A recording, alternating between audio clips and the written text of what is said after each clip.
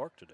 We are going to call it Spain Park. We're not going to have to call it Barry. We're back. We're live on Game Day Sports Radio here out at the park, Spain Park High School, for tonight's doubleheader action of freshmen and JV. Two different opponents for the Jaguars tonight. Homewood will be facing the Jaguar freshmen here at 5:30, followed by Pelham for the junior varsity game. Here, just got a little rumor, though, Mike, for you on the rumor mill on the JV team. There's about 8 players out tonight with the stomach bug. Uh-oh. And then Homewood's got all these injuries as well. Yeah, so, well, that's so for freshmen tonight, though, I think you're going to see a good bit of what the future. And I'll tell you what, got a chance to walk around before the game and told Coach Dunn, I said, I don't know if I've ever seen freshman boys this big. No. And then I was on the field talking to Coach Chet Walker for Homewood, and I was walking around midfield, and a kid that's punting, that's not even their punter, punted it like 40 yards. I know. I mean, they're just a big group of boys. Expect to see 2 quarterbacks for the Jaguars tonight. You will have number 15, Luke Kramer, younger brother of Charlie Kramer, pitched at Gem last year in the playoffs for the Jaguar baseball team, as well as Makoa Rigo, who is Kenna Rigo's younger brother. In fact, when we had Ken on a couple weeks ago at the Jag Connection, I asked him if his brother could overthrow him, and he said yes. So, and I asked him too if it helped him develop by having a quarterback in the family. But they're good family. They expect to see a lot out of. We called his name many times last year as an 8th grader, Jameer Hudson, and he will probably tote the rock a lot for the Jaguars today. Wide receiver Caleb Martin and Zion Agee are 2 of the big wide receivers for the Jaguars. Plus another host of people that, you know, as we saw last year, there were just a lot of playmakers on that 8th grade team that have come up this year.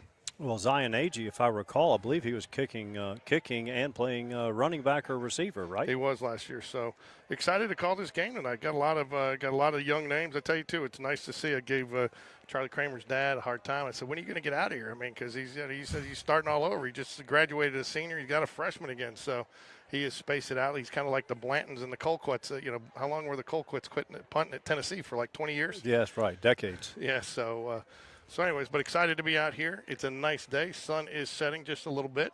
We are thankful for cloud cover. We are thankful for cloud cover. So I see Nate Hendricks. Is that Noah's brother? It is Noah Hendricks. You got a younger Hendricks out there. So we got lots of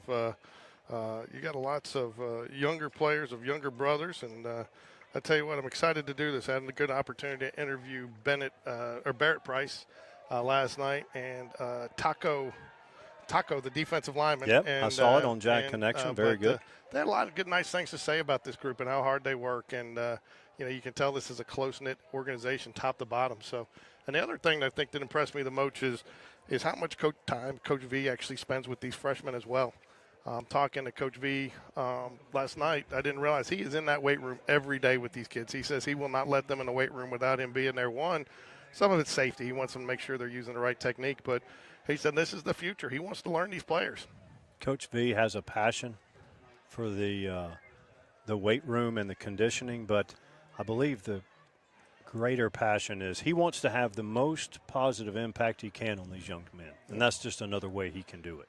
So Coach V, not sure he realized what he stepped into last night, but he asked me if it would be possible, and I need to coordinate with Marshall Productions, but he wants me to get a couple of headsets down there at the next home game in the end zone to get instant analysis from his dad right after the play happens. Coach V did not ask you that. He did too. If he comes up tonight, you ask him. No. He did too. I said, are you sure about that? Coach V was petrified. He was when you first had Pop on Jag Connection, you could tell Coach V was like, oh, my God. I'll tell you what, that was one of our highest-rated broadcasts. Oh, no, it was outstanding. But Coach V was nervous. I go, oh, Dad, what are you going to say? Captains for the Jaguars tonight are going to be number 1, Caleb Martin. Number 36 is going to be Aiden Holloman. And you've got number 35, it looks like Cole Bailey will be your captains for the Jaguars tonight. Mike, since it's a little bit further distance, I'll let you call out the Homewood captains. Yep, we forgot the binoculars once again. You know what, though? I've got the zoom button. I see number 2 looks like John Brewer Dudgeon. Number 4, Ben Driscoll.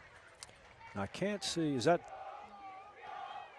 do they only have 2 captains? We'll wait until they meet out in midfield. That way our old eyes might be able to make it out. So got the nice, strong staff of Jaguar cheerleaders out here today. What is that, about 18 girls, Mike? 2, 4, 6, 8, 10, 12, 14, 16, 18, 22, I believe. That's nice. 22 freshman cheerleaders. Yep. Morgan Lambert and who's her assistant again? No. We don't have a freshman team. We have only JV and varsity, so that must be JV. Okay.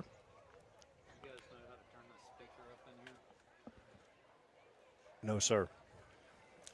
I've got Will's number. So just a couple of about 5 minutes and 45 seconds to kick off here. So Jags have had a pretty strong season at the freshman level. Only, I think, loss came to Hewitt Trustful this year, Mike. And nice to have a home game here. Talked to Coach Dunn a little bit, said that they have not faced a quarterback really that can throw it, but we will sling it. And I think that's got a couple of quarterbacks come up with some good arms, and I think you'll see the ball up in the air tonight as much as you'll see it on the ground. I was talking to Coach Bush pregame of the Pelham varsity game, and he seemed really excited about these freshman kids, especially the players they have on the defensive side of the ball. Yeah, and I'll tell you what, if you go back and look at what we've done this year as a squad, defense has been a huge part of it. You know, I mean, we've got Brock Bradley, we've got the offensive weapons, but defensively we have held, I think, the only team to really score on us has been Benjamin Russell. Right, and they are absolutely loaded with D1 talent. And plus, that was the pace of the game. Sometimes a defense, the stats may not look great, but that was the pace of the game. It was high scoring. We got out to a 14-0 lead on that, so therefore your defense is going to be on their heels to some extent.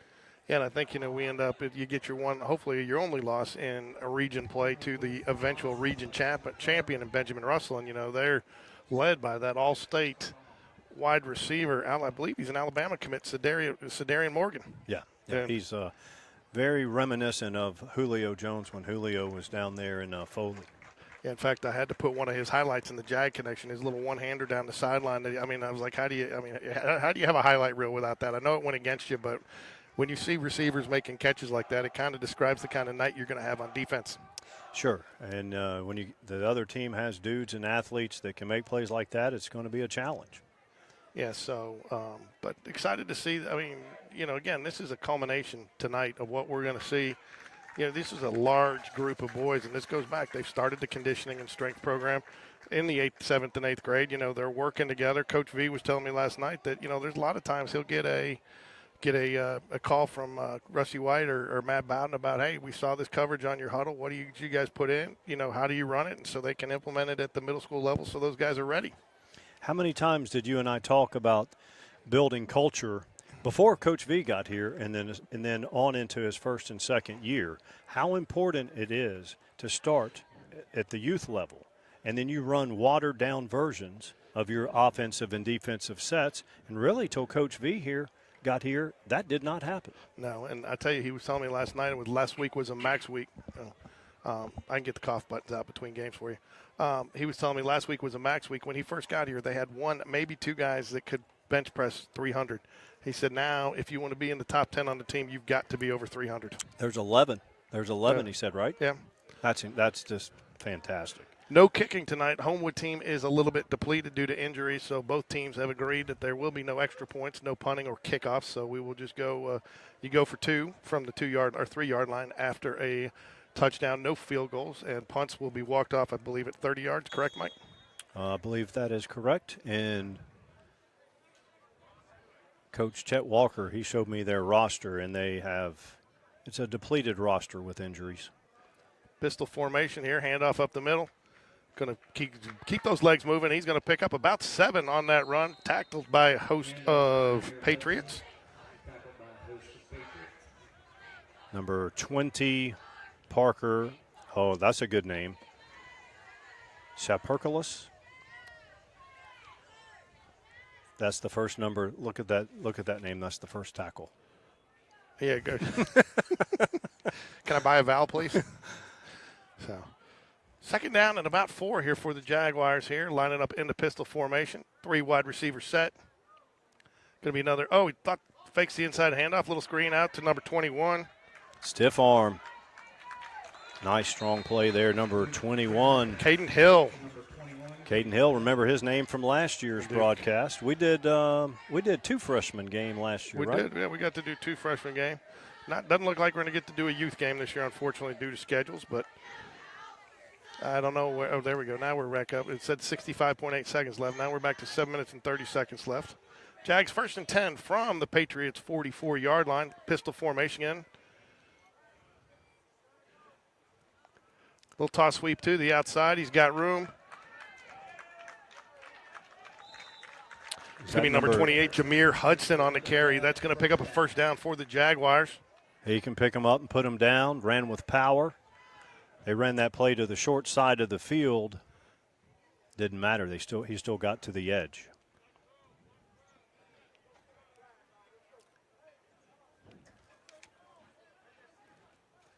Luke Kramer at quarterback. You will see a 2-quarterback rotation tonight. Look how much bigger Spain Park looks up front. Jameer Hudson in the backfield. It's a good thing now with the handoff. I think one of the wide receivers, and he's going to cut that up. And that is going to be a touchdown, Jaguars. Jameer Hudson says, I'll take 6. Please. Thank you very much. Thank you very much. And the Jags will go for the point after try from the 3-yard line here. Nice little run there. Jags takes 1 minute and 25 seconds to get on the board. 2 runs, 1 pass. Could be 3 runs. Got to see where that one went, if it was behind the line of scrimmage or behind the backwards. It was very close. So not sure how they'll score that one. But, oh, they are kicking. They're letting them kick here. Well, yeah, they're just not doing kickoffs or punts. Okay, I thought they said, okay. Oh, they're just not rushing. Okay, I see. Ooh, man. Nice little leg there. Move him up. Yeah.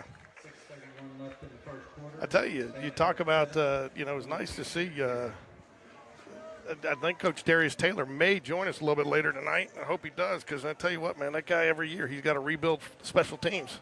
Yeah, that's Aiden Holloman. Nice extra point there. I tell you what, Pat McAfee doesn't want to see that guy during college game day. No. He's been giving out some cash, right? He has. You see that girl on Saturday? I did not. She came out. She was a chemical engineering student at Alabama. Never kicked a ball, any type of ball. She said never kicked a ball in her life. And they asked her if she wanted to find somebody. She said no. She got picked. She camped out. She wanted to do it. She was going to give it a try. So it was $300,000, and she totally just dribbled it about 10 yards. So McAfee says, he gave it to Herbstreit. He says, if you can throw that through the uprights without any warm-ups. Ooh, nice pass there. Oh, what a tackle. He says, if you can throw it through the uprights, I'll give her the $300,000. And Herbie reared back, threw it through the uprights, and she went nuts. I mean, she started hugging them both. And so. Nice tackle by Malachi. I couldn't tell if that was Malachi Pitts or number 22, Thomas Burnett, but whoever did it laid a lick there. 2nd and 10. We've got number 9, Andrew Knight.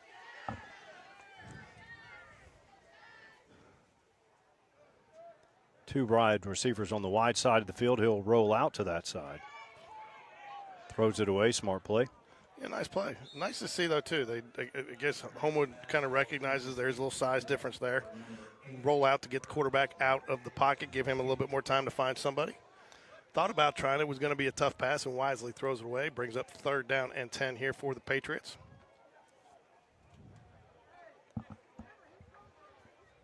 You pointed it out pregame, but Spain Park up front, these kids are big.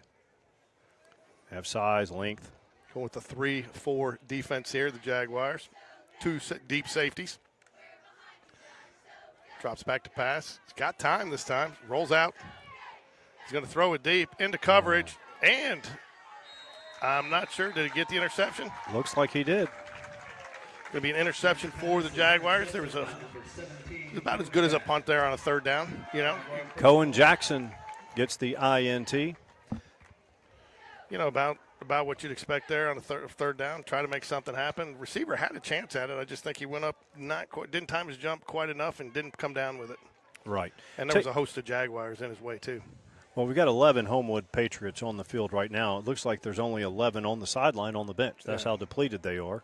And I got to hand it to number 9 there, Andrew Knight, quarterback. Try to make something happen. Ninth grade football is about development and give your player a chance. He threw it across his body and into traffic, but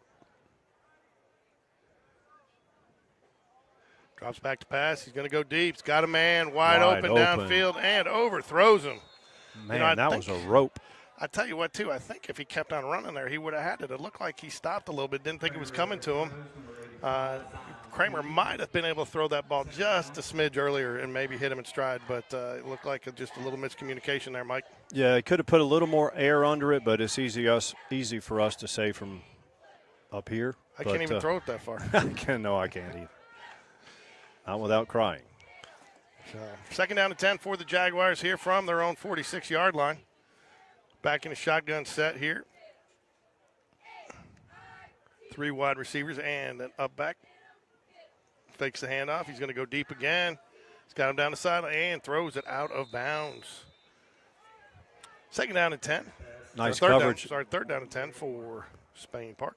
Nice coverage there by number 20, Parker Shaperklis. Yep. Man, they're I should have asked that one. That's the only one that looks really I think tough you got to pronounce. it. Shaperklis. I think it's Shaperklis. Shaperklis, maybe. Anyways, Caleb Martin was the intended receiver there. Jags in an obvious passing situation. You're going to bring 3 wide receivers to the near side of the field. 1 back, shotgun formation. Hands off up the middle, going to try to pick it up on the ground and will not get it. But decision time, Mike. 4th and 2. What do you do here? Well, I think Coach decided, hey, if we get more than 5 yards here, we'll probably make it go for 4th down. 4th and 3 coming up here from the Homewood 47-yard line. Question here is, do they put it in the air or? They're going to run it. They're going to power it to this right side, the wide side of the field. I put my money on it. No wagering on freshman football. Rolls out. Nice. Picked off. Nice anticipation there by number 34, wow. Mac Abernathy. That's why I'm sitting up here, Mike, and they're calling the plays down there, right? Kramer's pass is intercepted by number 34, Mac Abernathy. First down. Nice anticipation there. Linebacker Mac Abernathy gets the INT. So each team with a turnover so far. Spain Park leads 7-0. We need to give the score because some people are driving. I forgot. 4:24 remaining in the first quarter. Normally on basketball, we give the score so much people think it's a radio broadcast. So, 1st and 10 for Homewood from the Jaguar 36-yard line. To your Homewood coaches, you got to like that stop there. Absolutely. Especially give you a nice little flare pass out. Going to pick up about 3 yards. Tackle made there by number 3, Connor Lutenbacher. Number 3, Robert Avery. Also a baseball player, plays running back, wide receiver for the Patriots. Multi-sport athlete. Positive gain.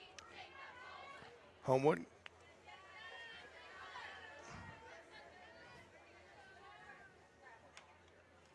Going to hand off up the middle.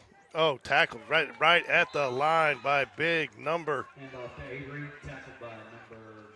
26, Jacoby Bates. That was another name we called a lot last year, Mike. Yes, it was, and we're probably going to call his name a lot tonight. Big young man, strong. Jacoby Bates meets him at the line for no gain. 3rd and 10 here for the Patriots. 4-down territory you got to figure here, Mike. I would think so on plus side of the field. Not punting with a 30-yard. Oh, quick pass out. Nice catch. Jags are there, though, to meet him. Might have picked up 2, but that's about it.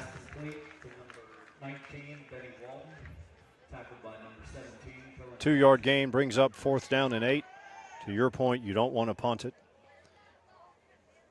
Let number 9 try to make a play.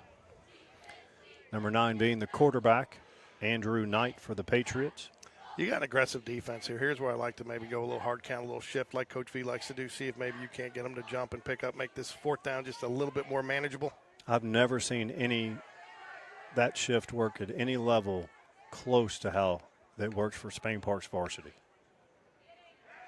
Pressure. He is taken down. That's number 88. Aiden Henderson. Patriots turn it over on downs. Yeah, I tell you what, it was a timely sack too, because it looked like he had a man down there, and he was getting ready to fire it. It was a well-designed play. There was an open man downfield. So 2:32 left here in the first quarter. Jags up 7-0. Get the ball back on their own 35-yard line.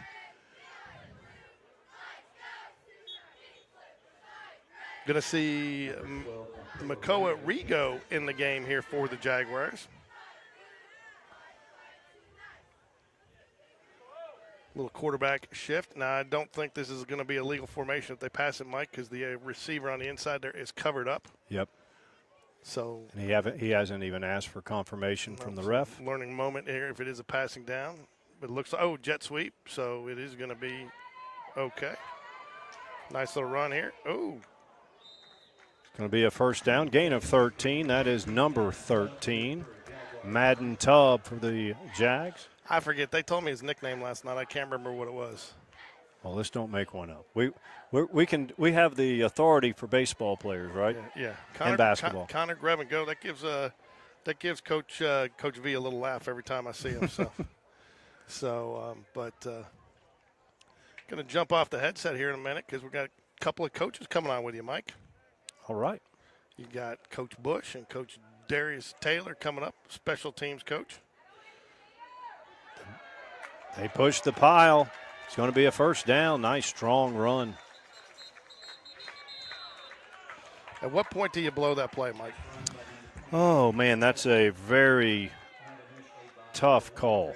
And I don't think there's a right answer or a wrong answer. It depends on each individual situation. They were still moving there. Yeah. Hey, give him mine since mine's working. And I'll take the other one until Darius gets up there. Okay, which number 3? Headset 3.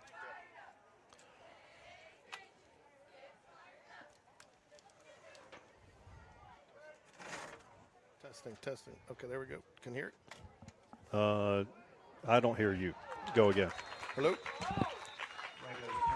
Can you hear me? Mike. Yes, I can. Coach Bush, how you doing today? I'm good. How you doing? Good. So we were giving you a little love earlier, talking about, man, you got some defensive players coming up here. These are some big boys. Oh, this group's tough, man. I like them. So we were also talking a little bit about as pleased as you are to have a Brock Bradley. A lot of the games this year have been that the tempo in the game has really been turned and set by the defense this year. You guys have really done a nice job setting the table. Do what we can. I mean, it helps when your offense can do what we did this last game, which is keep us off the field. They just took their time, and it's a lot easier to play defense when you're fresh. Yeah, it's the second time you've done that, though, too. 2 weeks ago. Holding opponent to 7. Yeah, so. Minus the 16-play drive to open up the game against James Clemens. Yeah, but, I mean, you knew they were going to try. But you did what you had to do there. You knew with those running backs they were going to get some yards. You just couldn't give up the big play, and then you had to try to take control, which you did. You settled in a little bit. That's what you got to kind of let your defense settle in. I know you probably don't like that, but you want them settled in before the kickoff. Yeah, I mean, like I said, it's hard. You don't really get, at a game tempo or Nice move there. Is that number 85? Zion Agee? Yep, Zion Agee. Last year he kicked off, played receiver, maybe even played defensive back. Oh, that kid's special. Hey, man, I'm not going to lie to you. You nailed Taco 100% off, man. That's a kid. The more you talk to him, the more you like him. Oh, Taco is impossible not to like, which is kind of like a real taco, so it almost makes sense. Well, apparently that's where he got the nickname from, some taco socks. Man, Peyton Wood, man, that is a character right there in himself. Yeah. He's out, right? He got injured? He did. He got hurt at Sparkman early, and he came back against Hoover, and he was in for one play, and he dropped the hat on somebody, and that knee just – something wasn't right. So he's been, doing PT and rehab, and hopefully we'll get him back in the next week or so, which I'm looking forward to having him back. Into the first quarter, Jags lead 7-0. That is something you've been, knock on wood, fortunate on defense this year. You haven't let the injury bug hasn't hit you quite like the offense. No, I mean, we've got some kids banged up. We missed Carter against Ben Russell. And how was he? He went down last game, right? Right. We're hoping to have him back by Friday. I don't want to give anybody too much details, but hopefully he'll be back by Friday. That's the goal.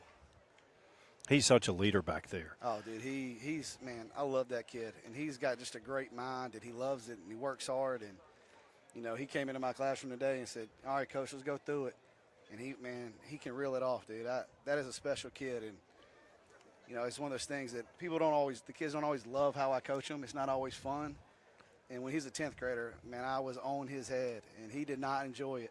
But the relationship we have now, like when they realize it's out of love, it's not out of, you know, hate, like. The better the kids are, you know. The more you expect. And like I said, I have high expectations, especially if you can, you can. If you can't, you can't, if that makes sense. Like, you should be able to evaluate some talent. And if I feel like they're not meeting what they should, I'm going to let them know about it. I don't know if you heard those guys last night talking about you a little bit. Taco was talking about you, but that's exactly what he said. He said, you know, on the field, you're intense and you're on, but, you know, but as long as you're doing and you're giving, he said about you, it's about the effort. As long as you're giving the effort, you know. But he said off the field, man, you know, he can go to your room, he can sit down and talk to you about anything. He can, you know, he knows he's got you in his corner. He said some very nice things about you. Wow. Like I said, Taco's a good kid. I appreciate that. But I mean, I think that's part of it. You know, V's in a very tough situation being the head coach. You know, the relationships you have to be different because you're in charge of all the conversations, good, bad, indifferent, and it makes it really hard. So I'm glad there's some kids who are, you know, brave enough and want to come talk to me and let me be a part of their lives. Well, George and I are fairly old, and we still remember impact moments that coaches and teachers had on us many years ago. Get in there. Ooh, calls him down at the goal line. Hand off to number 28, Jameer Hudson. Gets the first down, though. Sharing the rock a lot of players, skill players getting a hand on the ball here for the Jags. It feels like you've got more depth on defense this year than you've had in years past. Is that a fact? That's an absolute fact. Now, I think part of it is that this is year 4 with the same system. You know, He'll punch it in. And pretty much the same coaches, and that matters. That's a huge thing when you have, you know, continuity, consistency.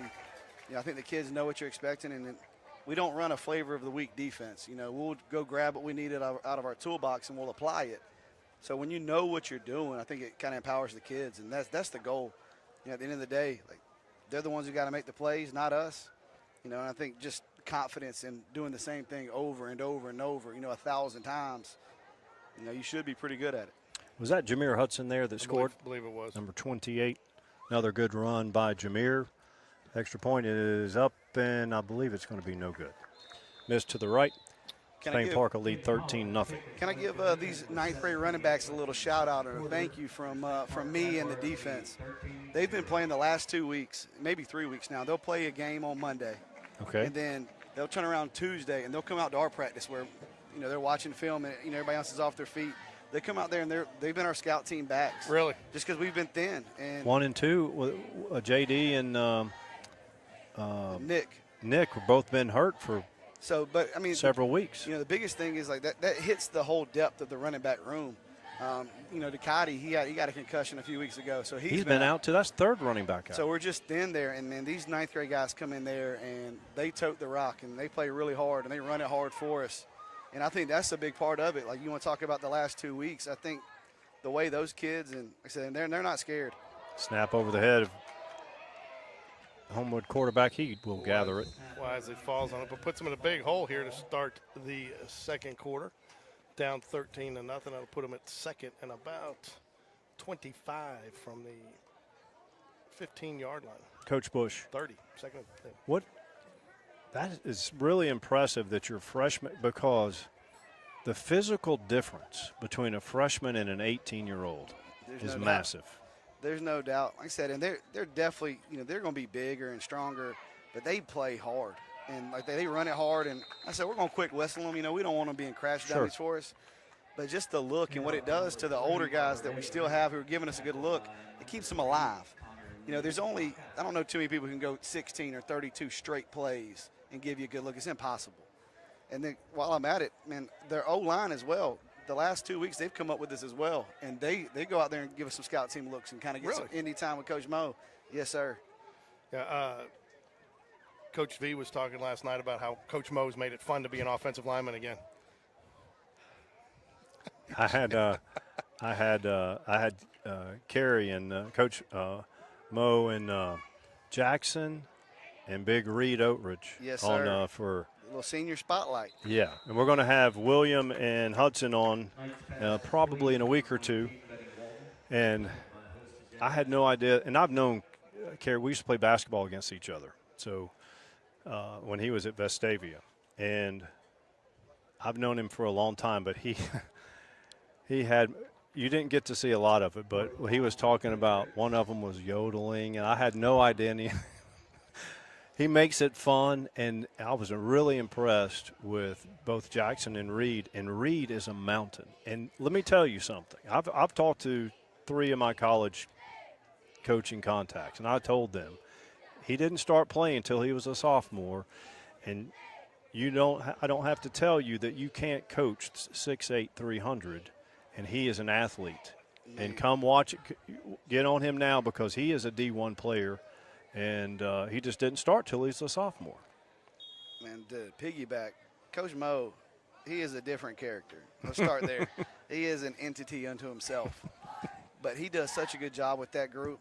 If you would have told me Jackson Bryant was going to be a 2-year starter here when I taught him when he was a freshman, I would have laughed in your face. I mean, he was maybe 195 in my class. Wow. And around there to Caleb Martin picks up about 9 for the Jaguars, bring up a short 2nd and 2. And just, I mean, there's 2 things that are consistent, or 3 things in my opinion. It's the weight room, right? Those kids have gotten bigger and stronger, and both of those kids are plenty strong. So the weight room, having Coach Mo be on them every day, and then, like I said, just the work, it just shows up over and over and over. Like, those kids are legit, man. I've been very pleased with them, and maybe didn't see it early, but I think Coach Mo always saw it. Nice throw and catch there. That's number 29, Marcarius King. Nice play. You don't see a lot of plays like that at the 9th grade level. That was a nice throw and catch, good route. I know you got your freshman coaches. How much continuity is there between the varsity coaching staff, and are you working with them to put things in? Do you guys consult on, to give advice, or they kind of just got some freedom to run what they want? I think it's a little bit of both. I mean, for the most part, you watch the offense, like that's something that we've done on Friday nights right there, including score touchdowns. Yeah, come on. But no, there's a lot of carryover. The guys, coverage-wise, to front-wise, there's always some leeway to do what you need to do to win at that level. But another thing, if you look at that 9th grade staff, it's the same guys that have been here. Yeah. I just think the consistency that the program has been, the V's help build has been outstanding. That was number 85, Zion Agee. He says, I'll take 6. Thank you very much. Nice play again. He looks like he could be a special athlete, Coach. Oh, he can. You guys ever get into I know at this younger level you got some guys that can go both defense and offense. When they get up to the varsity level, you guys getting some fights in the coach's room about which way player's going to go? I mean, yep, absolutely. We try to get them early, and you try to make sure you get a little player draft as soon as you can. And for the most part, at the end of the day, we'll do whatever's best for the program. But I'll give you one that happened a couple years ago, and you've seen it show up on Friday nights. Coming out of the 9th grade group, both the offense and the defense, both love Tristan Hill, and both of them love Mason McClure. Okay. And it just took Tristan another year for it to really click. But, man, he's had a great year. And I'm proud of that kid. He's come a long ways. And Mason, man, Deuce is doing a great job every Friday night for us. So he's having to fill in and play running back, and that's a tough ask. People think the average fan may think that running back and receiver are interchangeable, but they're really not. They're definitely not in the offense that we run. The biggest thing Mason has is that he's really, really smart, and he cares a whole lot. And then he's a special athlete on top of it. His cousin is one of the co-captains of the cheer squad. That whole family's loaded with athletes. Oh, they are. But I think that's the biggest thing is, we get into drafts. Like, you got it right. You try to figure out who you can get on early and who you can't. But, always it comes down to the need of the program first, and then you try to get your selfish wishes in there like Santa Claus is coming. So, a lot of teams have the nice stop there. A lot of teams that talk about the 12th man being the fans, the crowd, the student section, whatever. I've been talking to some of your defensive players. It really feels like this year there's a 12th man out there with them, which is pride. And I noticed it this week. We showed a couple of clips where you had the one where Ethan Boykin chases the guy down, defensive lineman, you get him there and you get the turnover the next play. And then there was one where The cornerback tackles him a yard short. You know, if he open Yes, field, J-Mo. J-Mo tackles him a yard short, and he doesn't get that. And then, of course, 2-3 plays later, you score. But it just seems like there's a lot of pride on this defense, and at all levels. Yeah, I think it's the whole program, honestly. I just think it's the amount of work that's put in. Okay, that's a blitz that we run. Oh, Ooh, what a stick. Nice That's- catch there by the number that's 11. Complete. That was Mason Warren. Mason Warren. Who made the tackle? Brooks Brand. Brooks Brand, nice Man, tackle. that was a. Speaking of draft picks, I like that kid. You're keeping him on that side of the ball, right? I like, yes, sir. You heard it here first. Coach Bush called shotgun. Yeah. Fantasy draft, #1 pick. Yeah. But no, George, I think at the end of the day, man, these kids care. There's so many hours that go into this, and even the parents just having to get them here. It's a lot. And I think when you invest a lot, I think you expect a lot of yourself. And I think that's all that is. I mean, but he's 10, 12 yards behind the guy and chased him down from behind, and then the next thing you know, you get a turnover. And Nice play there. They got maybe 5 yards on 4th and 4. yeah. Nice pick up there. That's number 19, Benny Walden for the Patriots. You're talking about scout teams, stuff like that. How difficult? I mean, you got so much variation from high school program to high school program. You go up against a BR with Cedarian Morgan and all that, and they're going to sling it. Now you got Chelsea this week where they're probably going to put it on the ground 66-70% of the time. But how hard is it to adjust from week to week with the defense as you prepare for different offenses like that? I mean, like I said, you just go in your toolbox, and that's the beauty of being somewhere. Like, we have so many things that we can do, and just even last week, you look at the two games between Pelham and James Clemens, and you would think, they just stopped them. But our game plan was completely different. Our game plan was different from James Clemens to Pelham, and then we ran something completely different in the whole second half of Pelham that we didn't run the first half. I'll tell you this.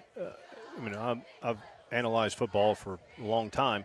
That Pelham game, it was 14-7 with them driving. It could have been a completely different game if the defense doesn't get that turnover right there.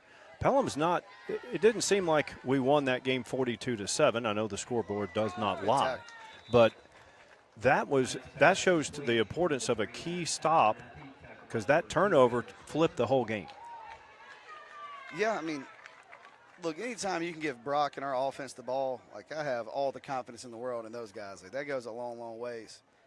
But y'all keep bringing it up. The kids they're just playing hard, and you talked about your best is your best. It doesn't matter where the ball is, how much time's left on the clock. Your best is your best. And I think that's what these kids give us, and I think that's what their parents demand of them as well. One of the things I brag about and talk about often. Sack. Yep, nice play there. That might be the last play of the half. We'll see. I don't know. I think they got to run one more. Be close. It is 4th down, though. So let it run all the way down. Jags call a timeout. Calls timeout. David Spencer pulling out some strategy out of the bag, huh? Well, it's about development at this stage, right? 9th, 7th, 8th, 9th grade. I've always said that, and I'll talk about it next week, how unimportant a trophy is in the trophy case of a middle school. You're right. It's about developing the kids. You're right. I'll tell you another thing I need to compliment you guys on. I think that's helped you guys athletic-wise is your encouragement of kids playing multi-sports. You don't see that. You don't see that in a lot of areas, and I know sometimes it's tough, but it is rare. I think it helps, and I think it helps the kids stay healthy. I think it helps them stay interested, and I think it helps them have some fun. There's kids, like Nathan Bird. I'm glad he's here. He was a 3-sport athlete as a freshman. He did baseball, football, and he did wrestling. We kind of got him in. He found a little place as the year went, and his breakout game was a year ago this week against Chelsea. And he's been huge for us on Friday nights this year. So having those kids, man, a lot of them are really good athletes. Like, if they want to go play summer baseball, let them go play. We'll coach them when they're here. Sure. And when it's baseball season, I hope they go win in baseball. I'll come pull up and watch you play. And in football, basketball, whatever they're doing, like, if they're in that season, you let them do it. And I agree, and I just think it breeds athleticism, because, again, you're doing different motions, working different muscles in different sports, and, and then, too, I mean, it's a long time to be in the weight room, just football only, and do it, to change it up a little bit, and I think you guys work well. And I think that's one of the things, too, that's helped you is having so many coaches of other sports coach some of these freshmen and JV teams. And coaches look like they want to be here. They're not relegated to coaching another sport, right? Everybody except Dunn, maybe. No, we've got some guys who do multi-sports, but like I said, most of this staff down here coaches baseball, which is awesome. Yeah. And I'm glad they work with. I'll tell you, Coach Black, our head basketball coach, has done a great job, man. He is he encourages those kids to come play whatever all the time, and I think that's just the biggest thing is the only consistency that V really wants year-round is that they're lifting. You can't get strong in 3 months or 4 months. So having them lift, and as long as they're doing that, there's not a whole lot of complaints. I think it prevents burnout. Yeah. That's a good point. And in the other programs and coaches that discourage it is just selfishness. Uh-oh, got a little open field. Will he try to take it? That boy can go. Get in there. He's going to score with 4 seconds on the clock. Man, that kid's got speed. Yeah, I don't think I'm getting that pick, boys. I'm just letting down there right now. He's going to be wearing an 8. Well, the rule is, and y'all can go fact check this, my rule has always been is if they score touchdowns, offense can have them. And that kid right there scores touchdowns. Yeah. Yeah, because you need the points, huh? Hey, the more points they score, the more I can mess up, and I'm cool with having some buffer. Yeah. So 85 can alter outcomes. Yes, sir. I tell you, talking about preparation, how much has that drone camera helped you guys? You're talking about Coach Bev's down there sitting there running that. That's a nice view. I mean, I like it. Does it help you guys a lot, having that view? Yeah, I compliment Coach Bev every Friday night after the games because that's what we're watching. And I know y'all talked about a little bit last night at Jefferson's, but when we're down there, that's the only angle I use is the drone angle because you can see everything. I can see all 11, really see all 22. I can see where everything's lined up. It's a game changer, man. It is a huge blessing to be able to just walk over there and you don't have to guess what happened or have a 14-year-old, 15-year-old tell you what they think happened. You can see it. And a lot of times, I'll get done and our kids will go back over there and they'll get right back on it. And they want to see and they want to talk and they'll come back and ask me. And, man, it is a huge, huge help. So I always ask everybody, especially I've had a lot of offensive players later, what's the one thing that drives Coach V nuts? And everybody always says hands up, bombs up. But to a man, they all say for you, taking a play off. Is that it? Is that number one? I'll tell you, they can take a day off whenever I don't show up. No playoff, taking a playoff. Yeah, no plays, no days. No reps. I'm telling you, they can take a playoff when I take a day off. Okay, Yeah. Okay, there you go. They don't happen. No, they said You don't get a day off. No. No. And I'm going to be here early, and I think that's part of just being a man. I think that's character traits that you want of them. You want them to show up and work hard, and if you can be on time and work hard while you're there, you'll probably be pretty successful. Got the Homewood cheerleaders out at midfield. I think, too, one of the things, again, compliment to your defense is talking to some of these players, obviously with some of the things that happened over the summer, question mark coming in with our receiving core, how were they going to be? Nobody knew much about Ken Arrigo moving up here from Tuscaloosa and all that. But, one of the things I asked one of the receivers, how have you guys gotten so good this year? And they said our defensive backs in practice. He said that your defensive backs have really pushed them and to play at a different level. Well, first off, let me give a shout-out to Hagan Holly. All right, so I don't know if y'all know At the this. Naval Academy now. Right, but here you go. I don't know if you know this. He is playing on their sprint football team. Yep. Really? Now, I don't know if you know what that is, but sprint football is, I think. 175 and under. Yes, sir. So he's out there playing corner, man. I think he's loving it. But I think the biggest thing is we've got pretty decent talent in our secondary. But Coach Kimball and we got Coach Ward. We stole him from Barry this past year. Okay. So we've got those two guys back there to solidify the back end, and they do such a good Coach Ward job. coached basketball too, right? Yes, sir. So having those two guys work with them as well as Coach Taylor, and they coach it up. You say, my defense. It's ours. Well, that's it's what I a group mean. thing. Yeah, I know. I'm just saying, but those guys do such a good job of coaching the details, and they take pride in coaching the details. And I think that's the difference. Instead of saying, "Oh man, no, that's fine," or "Oh, you didn't try hard enough," there's got to be something real. There's got to be something tangible behind what happened. It can't be good job or "Oh, that's not good." There's got to be coaching points. And those guys, they don't miss them. When they see them, they get them. Spain Park cheerleaders, I'm assuming this has to be JV because we do not have a freshman team. Coach Lambert does JV and varsity only. You ever gone in to watch Coach Lambert's practices? Man, I hear the chaos in there, and I just keep walking. So let these girls finish. I got another question for you, and then we.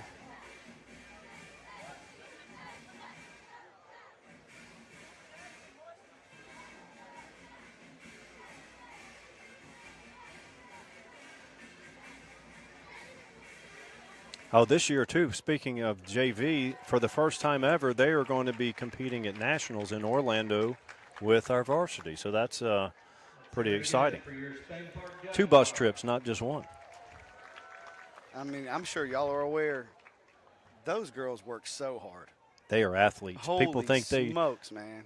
they think they see on Friday night, like, oh, they do such a good job cheering. I'm like, look, this is playtime for them. They go to the Nationals, and they are athletes. Oh, dude, they get after it. You know, I've heard plenty of war stories from Coach Lambert's practices, but I will not walk in there. Not out of free will. Somebody's got to make me go in there. There's video of V walking in and backing out like he didn't want to be seen. Like he referenced it to like Homer Simpson backing up into the bush. Yeah, he did right. He did right. Like, you know you're in the wrong place at the wrong time. Just get out of there. Hopefully nobody sees you. So talk about a little bit about the game day experience now that we've added all these different things for you guys on the field. I mean, do you guys even recognize that some of it's going on? I know you're focused in the moment. Now, there's just so many details that have been hit, and this program is drastically different than 4 years ago. You know, you start off with just getting the Jumbotron, and now, like, everything's played through it, and it's unbelievable. The light show, like, it's impossible not to notice. You know, I think the major thing I see is I'll get up on Saturday and I'll go on Instagram and I'll see all these pictures, and man, it's unbelievable. Just the atmosphere and what these kids. One, I'm jealous that the pictures they get, because I would have loved to have that as a player. Sure. Those pictures are awesome. Oh, man. yeah. But no, I mean, it's a great atmosphere, and I think that's kind of what you want, and that's what you want to build. You want to build a program where, you know, there's a lot of pride in it, and it's worth going to. Whether you got kids here or not, like, you want to come. If you're in the community, you want to be here. It's a first-rate production. You've got Matt McBride's got a headset. Lambert has a headset. Drew Ellis has a headset. Matherson does too. Coach Matherson. We've done her shows on the channel as well. And it all pays off. But how many high schools do you think have that type of first-rate program? I don't think very many. I bet I could probably count on about one hand. Yeah. Hey, one other, and then we'll let you get out of here. I know you've had a long day, unless you're obviously more than welcome to stay, but totally understand if I told you a half, but get home to your family. But no. We got a JV game, baby. I got work to do. Oh, you got work to do? Yes, sir. Oh, wow. I did not know that. Yeah, Coach D-Rob, he gets to call it on Monday nights. This is the one night a week I get to just coach linebackers and yell at my couple guys I got out here. Oh, so you got to get down. You got to get down there in the second half and get you guys warmed up and ready to go, huh? Yes, sir. So we'll let you get out of here, but want to thank you, for what you do, because you spend a lot of time with these kids. I mean, I told V all the time, but I just got to ask you, is Coach V feeling okay? Because last night he asked me if I could get a mic up to do instant analysis in the end zone with his dad during the next home game. Did he take a hit in the head at practice? Is he concussed? I don't know. I'll tell you, this season, it gets long. I think that's wear and tear. There's no way in the world he wants pop on the mic. I think the once a year at Jefferson is enough for everybody, except for me. I would listen to it any day of the week. But have you ever seen V so scared that first time that George handed Pop the mic? He was like, oh, God, Pop, don't say it. I mean, I can relate. My first year, I don't know if y'all know this, my first year here, V sent me up in here to the press box every night to call the games, because probably the best, for the program at the time. He tries to muffle us. He does the right thing. That's funny. One last thing, Joe Cross. George interviewed him on one of the Jag Connections. I've known Joe since he was born.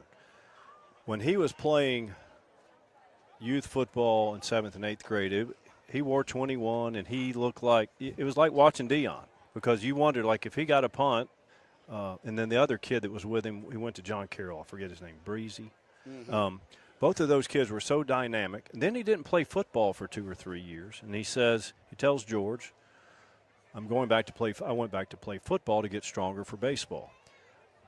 Is that kid not a college? He's a college prospect. I mean, he is long, he's got length, he's got speed, and he's got the instinct.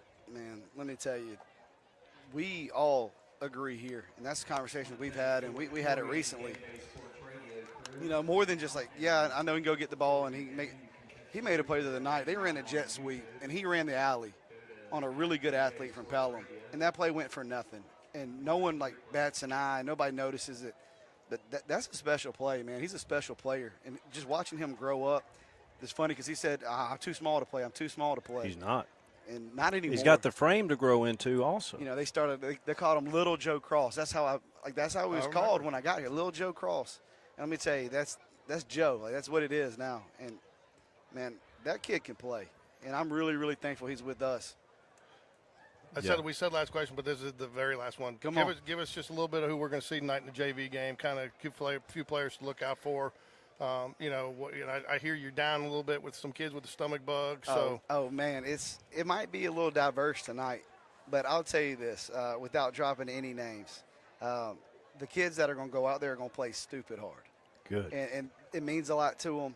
And we might do some things that aren't characteristic of how we usually look because we're low on numbers. The kids are going to take pride and they're going to play hard. Like I said, and these kids, man, they work just as hard as the others. You know, so I'm glad for them to get a chance to go play, and I think that's the whole point of this is development.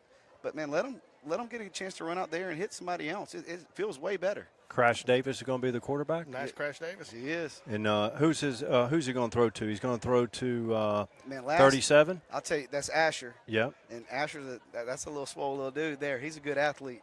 You know, he started holding for the extra points this year, which is its own skill in itself. But last week, Brody Smith went crazy at Vestavia. I heard, and he had he did a good varsity game. Yes, sir. That kid has come a long ways. He's kind of grown up, and he kind of shot up over the summer. And do you see that confidence level jump sometimes from a Monday night game to maybe the way a kid prepares on Friday or comes out on Friday if he gets those JV reps? I think it all depends on the kid. It all depends on how the kid takes this. If they take this as punishment or it's just JV, then rarely does it show up. But I'll give you a great hint of one of our best JV players last year was Mason McClure. Yeah, he was. You're right. And you can't tell me that doesn't show up every week. Right. Yeah. So I think it depends on how much pride the kids take in it. But 100%, like, again, it's a chance to be on the lights. It's a chance to compete and do what we do. Yeah, get reps. Yes, sir. If you're not getting them on Friday nights, I love the approach. Well, thanks for joining us tonight, Yes, Coach sir. Bush, and good luck tonight. And we'll talk to you again soon. All right, Thank you, Coach. Go Jacks. Go Jacks.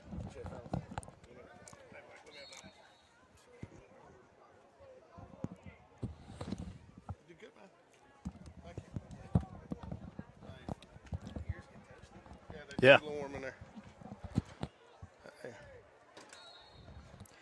You know, George, That's always good to hear from a coach. You know, they don't have to come do this. You know, they do it because they want to talk about the kids and help us highlight the kids and get a little bit of insight into football. Because I don't know about you, but other than first, second, third, fourth, and fifth grade, I didn't coach much football. yeah, I didn't coach at this level, and nor did you. But here's the other thing is a lot of the things when these coaches agree to come on and do shows with our channel and come on this broadcast, it is the parents. Even though the parents may have a relationship with the coach or coaches, the coaches are able to get a lot of information out, and it's very important because they can't sit with every parent and explain what's going on. So I love having that perspective from the coaches here. I tell you, it'd be nice this year. Going to be adding some now that we've got the remote link hookup for our broadcast. Now I'm going to be bringing some people into our baseball broadcast. Nice. Doug Cole's going to come in and do his movie trivia like he used to like to do on the baseball games, and we can get Ricky in because we always got to have some Ricky in the broadcast. You got to have Ricky for baseball, especially if it's a bad call, right? Hey man, you haven't fined me any dollars yet. I haven't made any comments about the officials. Well, you just got tired of paying all the fines, I guess. Yeah. Eventually it worked. It'll come back in basketball. I'll tell you what, you want to talk about basketball, and I haven't seen baseball yet, but the locker rooms for basketball are phenomenal. I know they redid the football locker rooms. They've redone all the basketball, and Coach Hatter keeps texting Jordan, and she keeps getting all jealous because she's like, why didn't you do that when I was there? Right. All right, I believe it will be Homewood football here, down 25-0 here as we start the third quarter. You know, Mike, but for a couple of plays there, Homewood hung tough in there, and I mean, they had a nice interception, had a drive, couldn't get it in, in Spain Park, a couple of big plays, and especially that, about a 60-yard pass play there, a little quick out there and just broke it long, just that speed. Yeah, speed. And here's the thing. When you look at Homewood's numbers, okay, we've got their roster. They have a lot of injuries. They're out here competing and I'm not going to mention any names, all right? But there's a lot of schools, if they had these injuries, they would forfeit the game. They wouldn't even show up, and it wouldn't allow their kids that aren't hurt and our kids to get these reps. And so you have to commend the coaching staff of Homewood, Coach Chet Walker, who I spoke with before, being one of them. And, you know, they just said, hey, we're not going to do punts or kickoffs, but we'll come and play. Because it's not important what the scoreboard says on a freshman football game. It's about getting the kids and developing. Well, I think that's a compliment to both, because I think, you know, and I know what you're talking about, and I think, you know, when you're coming to play Spain Park, they're not going to just beat you down to beat you down. That's not Coach V's style. No. You know, he ain't going to be playing his ones the entire game. If you're you know, he's going to give guys reps, and you know, he ain't going to beat you up, and you don't have to worry about being over-injured, if that makes sense. It does. Andrew Knight hands off. This is number 3, Robert Avery. Play fails to gain. Back to the line of scrimmage, 2nd and 10 here for the Patriots. He might have gotten one. It's going to be. And Homewood's got a lot of multi-sport athletes, a lot of athletes that are out tonight too, and especially on the defensive side of the ball. You got at least 9 guys out there? Yes, they've got Gilliam, Knorr, Ty Williams, Sam Holly, all out. Porter Batson. One player has been moved up to JV tonight. Travis Tebow, linebacker. So a lot of defensive injuries hindering Homewood's chances. Drops back pass. Nice throw right through the hands. It was defended well there, but it heard the footsteps, and I think he might have gotten a hand in there, but ball you hope would be caught there. But nice little pass there from the Homewood quarterback, Robert Avery. The receiver was number 34, Mac Abernathy. And if I recall, he was the linebacker that had the interception. He was. So he's listed as a linebacker, but with the injuries, I think they're having to do players that aren't accustomed to it doing double duty. Play both sides of the ball. We're not going hot clock here, so it's number 9's quarterback, correction. Wisely finds the space. Another interception. I don't mind the pass there by number 9, Andrew Knight. Throw it up, let your player make a play. But it was the Spain Park athlete, number 31, Ben Sexton, with the INT. No, and on a 3rd down, you're not really risking anything there. It's the equivalent of your punt. If you don't pick it up there, you're going to tell him to move it down 30 yards, and that's about what he did there. Yeah, and Andrew Knight's got a good arm. Yeah. You know, you get spoiled. We watched Nash Crash Davis last year as a freshman. He's throwing it around like a college kid. That's just unusual to see a freshman have that type of arm strength. But both of these quarterbacks tonight can throw it around the field. And Spain Park has 2 quarterbacks that have completed some nice passes. Who do we have in now at quarterback, George? Don't know. Oh, it's probably going to be Dexter Brunson. Is that number 16? This will be the 3rd quarterback to play tonight. Yep, that's going to be a backwards pass. First down and more. I tell you, nice arm there. You got a little zip on that ball. Yeah, and it was a backwards pass. Good thing it was caught. Yeah. Tell you what, that's one thing that you don't see many 9th grade teams have. Multiple quarterbacks that can throw the ball. No. Have some depth there. I mean, you got to that gives you options as these kids get older. Coach V said last night, we were talking a little bit about Crash Davis, and he said that, he's probably, but for Brock Bradley, Davis is a 3-year starter anywhere on varsity. Yeah, that was well said. And then he said what we all thought.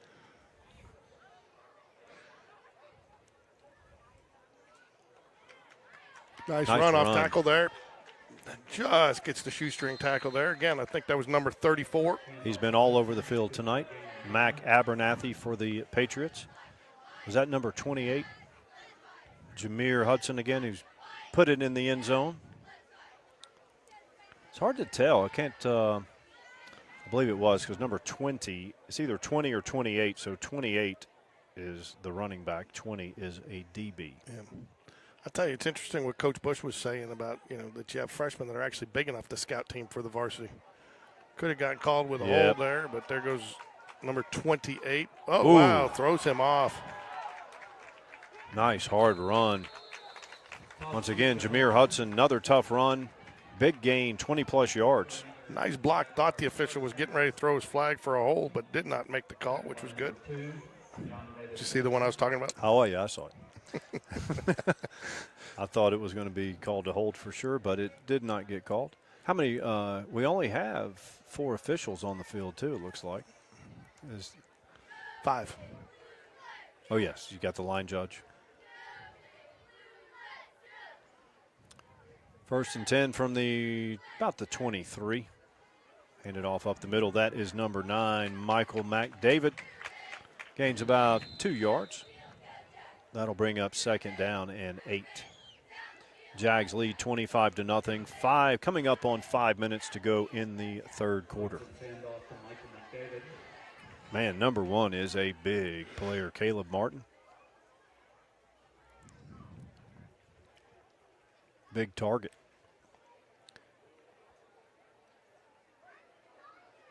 Penalty on the play. Looks like it's going to be false start. I did not see. Did you see the? Let's see a false start, but I don't know. Didn't see a shift, so it either had to be illegal formation. I didn't see anybody move, but.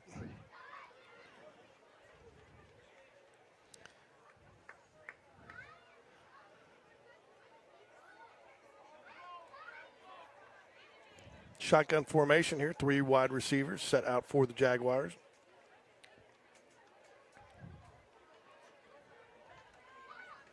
Nice tackle there. Good stop by the Homewood defensive front. You know, Mike, one of the things I love about the Jaguar offense is the fact that they use the tight end so much and in so many different ways. Right. And, you know, I didn't know Connor Grebb was a tight end. I didn't see him play at the varsity level last year because he didn't. I saw him on the baseball field during our broadcast. I didn't know he was that good of an athlete. Oh, yeah. I mean, he caught what did he have, an 80-yard touchdown? He did, and I told you what, he wasn't going to let anybody catch him from behind. I'll tell you what. 2nd down, about 15 here. Drops back to pass. Short little out. Again, he's going to get met at the catch point. Going to pick up about 2 yards to bring up a long 3rd down and about 13 here for the Jaguars. 3:50 left in the 3rd quarter. Jags lead 25-0. Number 20, Parker Shaperklis. Man, He's making so many plays, I've got to say his name so often, I'm probably butchered it every time. Yeah, I'm trying, young man. He's making a lot of plays. So here we go. 3rd down. First big 3rd down probably for the Jaguars if they've been behind the sticks. You got to love this Homewood team, Mike. They've really been fighting. Oh, absolutely. And undermanned. Look at the sideline. They don't have 20 players. And they're holding their own up front, which is really impressive when you have the lack of depth. Ooh, Ball's bobbles loose. the toss sweep, and it's going to go to Nope. stay with the Jaguars. He falls on it. Michael McDavid falls on the toss sweep there. And What do you do here? Do you just throw it up? Because you can't No, punt from the 35. Yeah, because you can't, because it'll go to the 20. Because you can't punt, it'll go 30 yards. So you just run a play here. Well, first of all, they said no punting, so it'd be an No, automatic. well, if you punt, you can call punt where they'll move it down the field 30 yards. So you don't physically punt it. They won't let you do that inside the 20, right? Well, no, you can do it, but it'll just go to the 20. So you'd be getting, in essence, a 15-yard punt here. Is number 1 out there? Because he's a big target. I do not see him. Homewood shows blitz. They bring an extra guy. He's going to throw it outside. Ooh, nice catch. But not going to be enough for the 1st down, so it will go over on downs to Homewood here with 2:15 remaining in the 3rd quarter. Lawton Clark, nice catch and run after the catch. Does come up short. Turnover on downs for the Jags.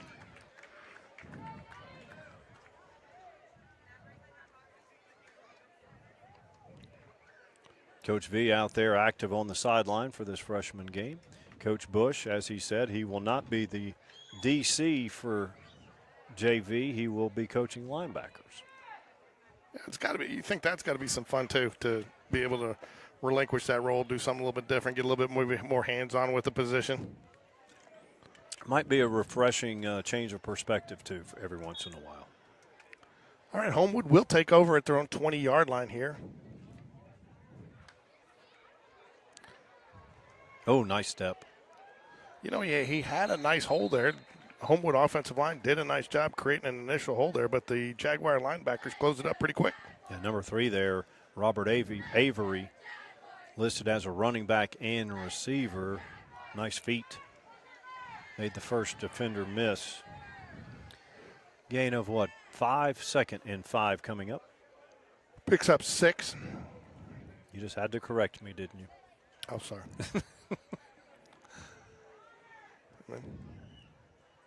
But you are correct. We don't want to short Robert Avery a yard. Good solid run. Pass out to the right. Ooh, nice tackle there. Nice pass And complete to number 19, Benny Walton. Tackled by number 5, Chance Johnson. Chancellor Johnson. Nice open field tackle. Where were you last night?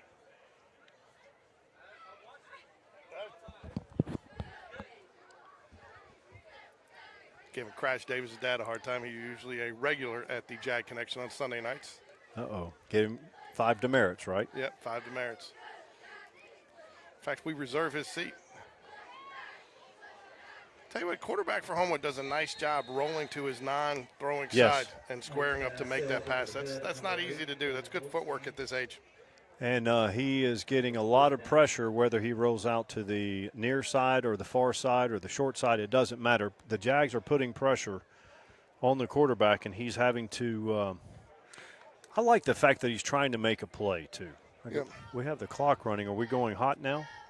I think they just stopped it. I don't know what that was, but it is going to be. Oh, do you know what that was? That was the Punt there's a runoff. 10-second runoff on the punt. So that's what that would be. So they punt it. All these special rules, man.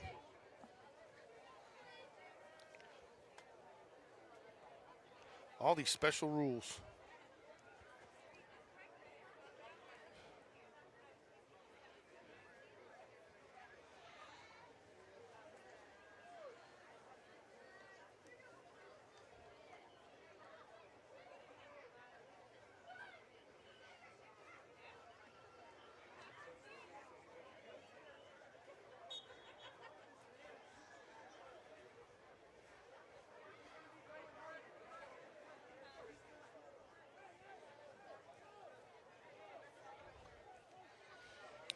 Jags take over at their 46, leading 25-0. This should be, barring an incompletion, this should be the final play of the third quarter. Well read there by Homewood, Mike. Tried to get him with a little misdirection there. Nothing happening. Nowhere for the quarterback. Number 16, Dexter Brunson, to go. Lyle Edmonston, number 68 for the Patriots, blew that play up.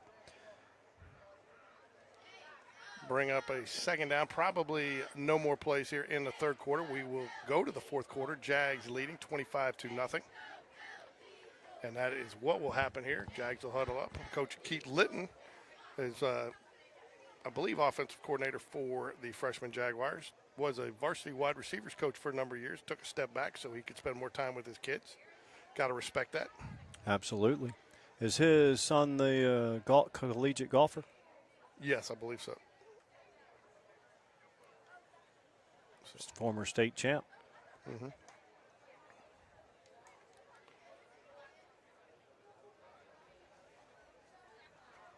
Click on that one down there.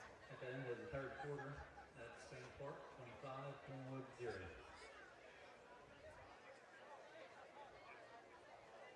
We'll be back out here Wednesday night where the 8th grade Barry Jaguars gets you to start just, Mike, from the time we get done today until Wednesday. I just need to say Barry, Barry, Barry, Barry, Barry.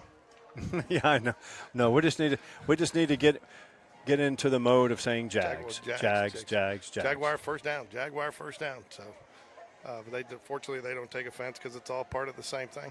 You know, somebody told me at one point there was talk about changing that to Spain Park Middle School. Why wouldn't they? Apparently it was the branding was going to cost. I mean, everything that had to be redone. It was like $1 million was the rumor I heard, but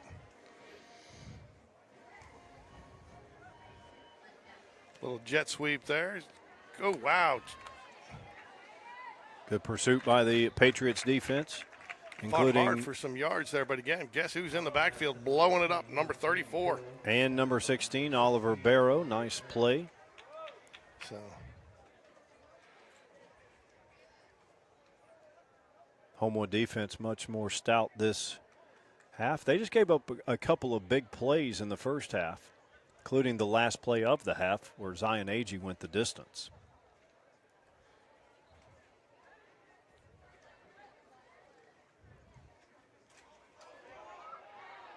Ooh. not sure that would have counted even if he caught it. He went out of bounds, and I'm not sure if he was forced out of bounds, but good effort nonetheless. Complete to number 13, Matt Coveage. Fourth down now for the Jaguars. I assume they will be punting it here, and they are.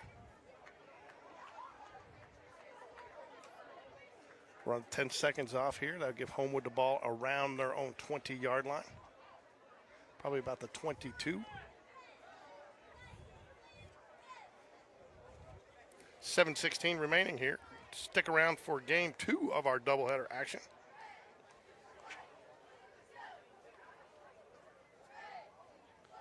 Jaguars elect to punt with 7:16 left to go in the fourth quarter. Homewood takes over. Hey, that's the same thing we have at our studio. What? That display you just showed there. Do you know how to do it? No, not on here, but I know how to do it at the other studio. Are you using OBS there? Mm-hmm. All right.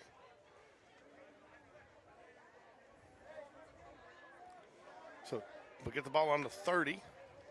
25-yard punt, it looks like, is what they gave. Nice run to the edge, at least 5 yards. Quarterback, number 9, Andrew Knight for the Patriots.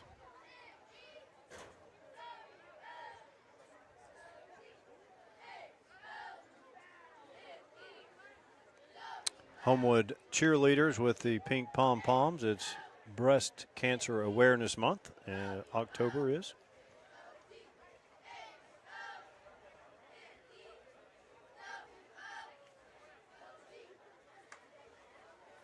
Drops back to pass. Ooh, Ooh, that had was, him. yeah, I think that was intended for number 4, Pass incomplete. Ben Driscoll. Ben's listed as a defensive back playing wide receiver. Number 8, Ben Goldstein. Got his hand on that one. Brings up a third down and about 3. Goldstein's older brother plays varsity for the Patriots. Tough loss for the Patriots on that overtime loss to Mountain Brook. I did not see it.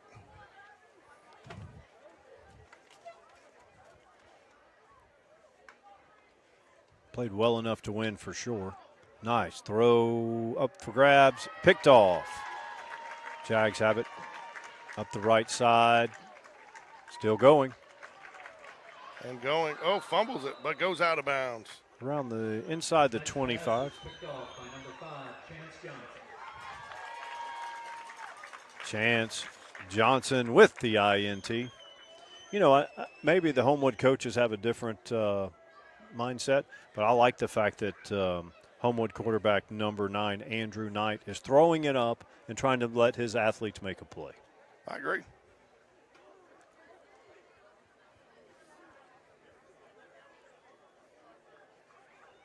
Injured player on the field around the 38.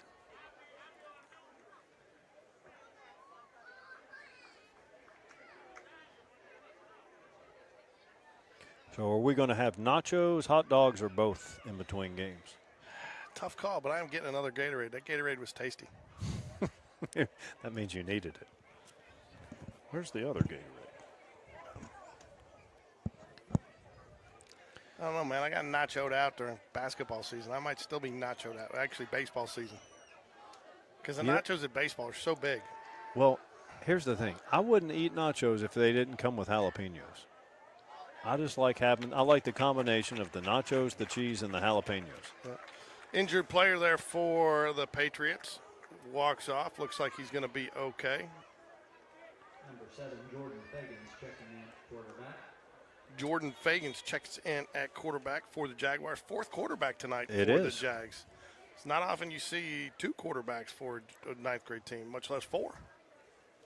We had 4 play on the varsity. The 4th one just took the final kneel down, but that was a nice gesture by Coach B. The other night, yeah. And again, that Pelham game, it was not a 42-7 game. No. It was just once Spain Park stopped Pelham, when they were going in to potentially tie it at 14, that took all the wind out of their sails. That was the series we talked about where Mosley got the stop about a yard short. They get the offside, or they get the false start on the show. Ooh, nice way to keep those legs running. Picks up what looked like it was going to be a 2-yard loss. Ends up being about a 7-yard gain, Mike. Yep, great extra effort there. David Briggs, 2 tackles, tackled by number 6. So that will bring up a manageable now 3rd and long 3. 2-down territory. They will not try a field goal, I do not think. Well, they said the coach, we're not going to have field goal attempts or punts, right? I believe that's what they said, but No kickoffs, but extra points we could have. And we have. Run right up the middle. He's met at the line of scrimmage. Will lose about a yard, maybe 2 on that. Good stop there. Hey, the Homewood defensive front, They've held their ground. they have, and most of the time they are outsized. And we know they don't have depth because we're looking at the depth chart right now. Well, I think if you look, most of the Jags' successes come with the athletes on the outside. You know, With either the getting speed. with the speed, and that's really been the difference maker tonight. Coming up on 5 minutes to go in the 4th quarter. Spain Park leads 25-0. That was the score at the half. They're going to let him pass here. Gets one underneath. Good. Is he gonna, he lets him go, and he gets it. Good effort there by the receiver to drive those legs and pick up the 1st down. That was Lawton Clark. Very nice play. Brings up 1st and goal for the Jags at the 5. Inside of 5 minutes to go in the 4th. Homewood JV, Pelham JV starting to make their way into the ball game here. You can see some of the JV Jaguars warming up here just outside the end zone. Yeah, well, apparently the 4th quarterback that came into the game was not intentional. Apparently the previous quarterback's helmet ended up about 30 yards down the field, and he had to come off for a play. Oh, okay. So,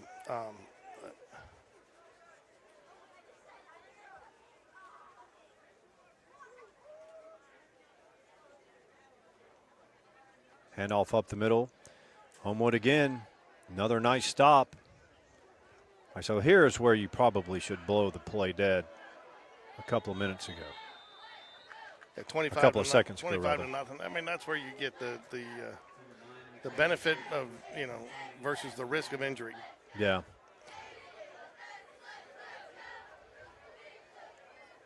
And that's the thing. Now, one of those officials ran in there to see, really was the guy, where is he? But, forward progress had stopped there. But good effort by the running back to keep those legs pumping. Going to be 2nd down and goal here from the 1.5. Jags content to take some time off the clock here. Going to call a timeout. Coach Litton and Coach Smith will talk it over with the offense here. Reminder, we will be out here Wednesday night calling on the Barry Jaguars to get a couple of victories for Spain Park here. Last home games before they get into their seed play the following week.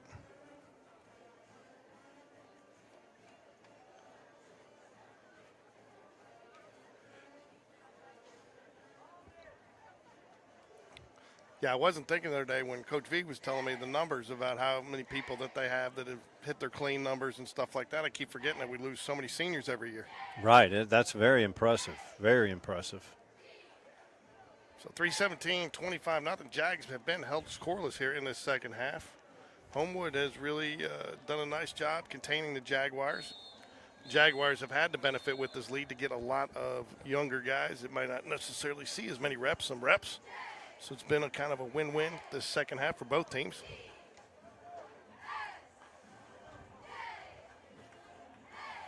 cheerleaders down there shouting loud and proud, Mike. They are very good there. And again, it's really exciting that the JV is going to go to nationals down in Orlando for the first time. Second down and goal to go here from about the 2-yard line. Going to be an inside handoff. Does not get there. It's going to be stopped short. Well done by the Homewood defensive front, especially that left side of the defense. Going to bring up third and goal here. Play failed the game. Number 9, McDavid on the carry. I see Nate down there, one of our trainers. I do want to give a shout out to Sarah Lynch, outstanding trainer. Condolences to Sarah and her family. Her father passed this week. Been a tough year for Sarah, which she blew her Achilles. Yes, she's still recovering from that. And they're going to blow them short again. Fourth down. Homewood goal line stand here to finish out the game defensively, I would think. Hey, they're more than holding their own. 4th and goal from inside the 1.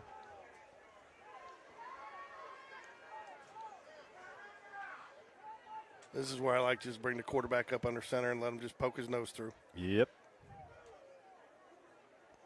Oh, fumbled the snap, and it's going to go nowhere, and the Jags fall on it. Homewood's got it going the other way. He might take it all the way. Homewood player does not see the defender. That was not a block in the back, but it's going to be called one.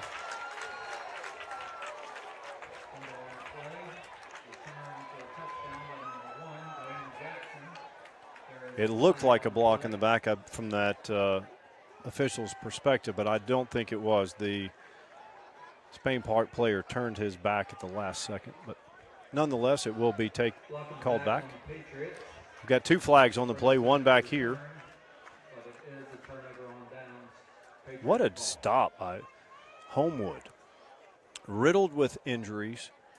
There's no way I thought Spain Park would not get it in the end zone there. No. 1st and goal from the 5. That was just pride there on the Homewood defense. They just bowed up, man on man, and said, "You're not getting in my house." Yeah. And after and that's, you know what, that's why, Mike, you don't cancel this game. You walk Yes. away with that. You walk away with that for your team. You know, somewhat depleted. Maybe you get some guys that haven't had an opportunity. You see, haven't gotten to play much because, you know, they're a second string or a third string. They get that opportunity. They show you something. They get some confidence, and you know, that's why you don't cancel this game. a very good Spain Park freshman team, and Homewood has not allowed a point in the second half. Wow, So, why did they bring it? That's a long penalty back. what is going on? I mean, the flag was thrown at Or maybe 50. they're saying you couldn't advance it for some reason? Either that or maybe he was down. I don't Oh, know. okay. Either that or they're saying he was down, but I got to figure that's what it is. Inside of 2 minutes. That should be on the defense, but we will see. Because the left tackle reacted to the defensive tackle. He did, but they are going to call it on the offensive player.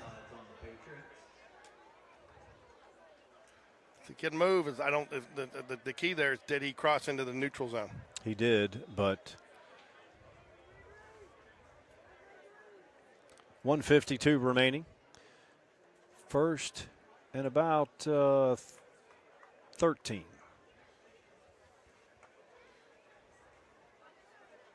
Handoff. Nice defensive tackle there. That was number 3, Robert Avery, with the carry all around left end.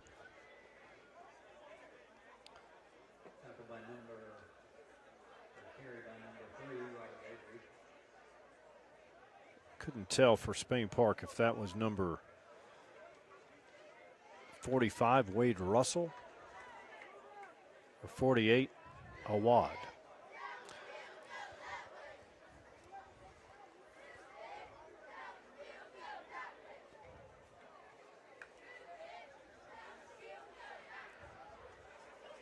Old man gets in his way there. Otherwise, he might have picked up a couple more yards. Just at a minute remaining in the ball game here. It looks like this will be your final, 25-0. Got to give the Homewood Patriots credit. They won the second half, Mike. They did. They did. We've done these games in the past where they've been lopsided, and we talk about go series by series. And Homewood won some series in the second half, and that's all you can really do. You can't control. In the second half, you can't go back and change what happened in the first. And I think credit to the Spain Park coaching staff as well. They obviously played a different set of players in the second half to get some guys some reps and probably make it a little bit more even with the depletions that Homewood brought in tonight. I believe that will be the final play of the game. So what'd you decide, nachos or hot dog? I'm leaning towards hot dog. I think I'm going with the hot dog as well. So As long as you're buying, it doesn't matter. I am buying. I do want to thank concessions. They gave us 2 free pretzels without asking. That was nice of them. And that's going to do it for tonight. Spain Park Freshman 25, your Homewood Patriots 0. But again, a good hard-fought game, Mike, and got to see some good plays on both sides of the ball. It was definitely an entertaining game as far as freshman games go. Yes, and it is a very bright future for Spain Park when you look at the athletes that are freshmen now. Many of these players you saw tonight, we're going to see them on Friday nights next year. And that will wrap up Game 1 coverage here. We will take a break here, get a snack, and be back with you here shortly.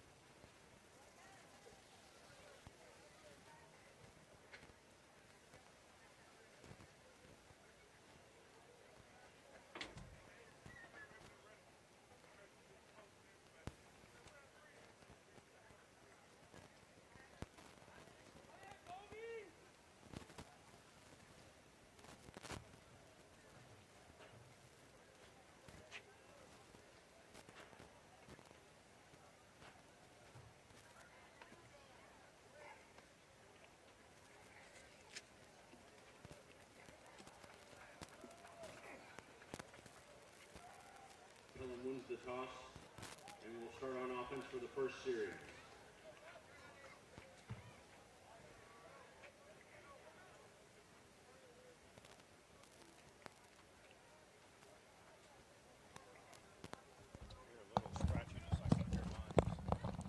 I got you turned down.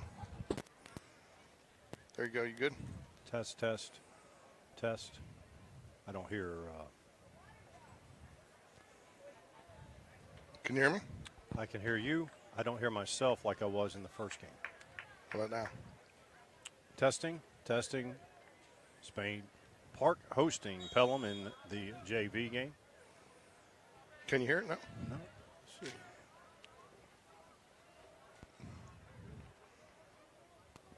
Talk.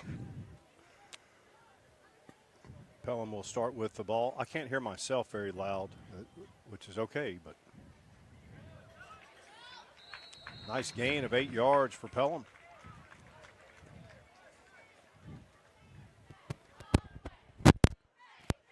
How's that? Is that better? Yes. That's number 17. Number 27, Tristan Slimp on the tackle. Second down. Pelham won. Adrian Tellis.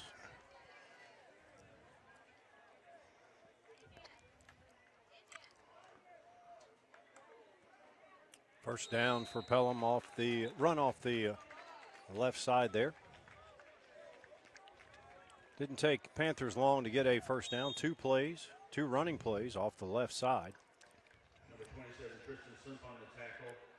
Another baseball name. Tristan Slip here. He's going to push for some time at catcher this year. He's looking good. May give Evan Taylor a little chance to catch and maybe play a little first base. Oh, wow. Nice Gets back there quick. That's number 32 for the Jaguars.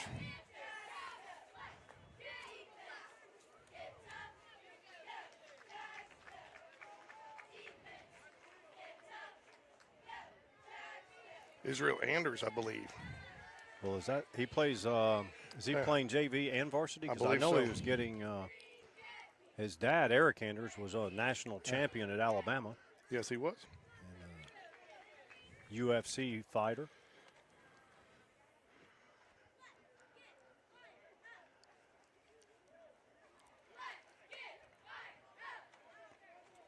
Stumbles, loss of 1, brings up 3rd and 11 for the Panthers.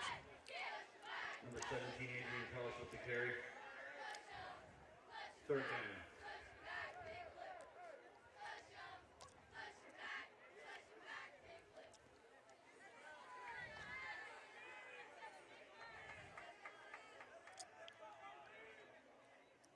A lot of players tonight we'll see on Friday night as well, or have seen them on Friday nights. Ooh, nice pass right there. Ooh, that's going to be a penalty. Maybe not. Picks up about 4. We can bring up, though, 4th down and about 4. Complete, short of the first down. 4th down. Looks like Pelham's going to elect to go for it here at midfield.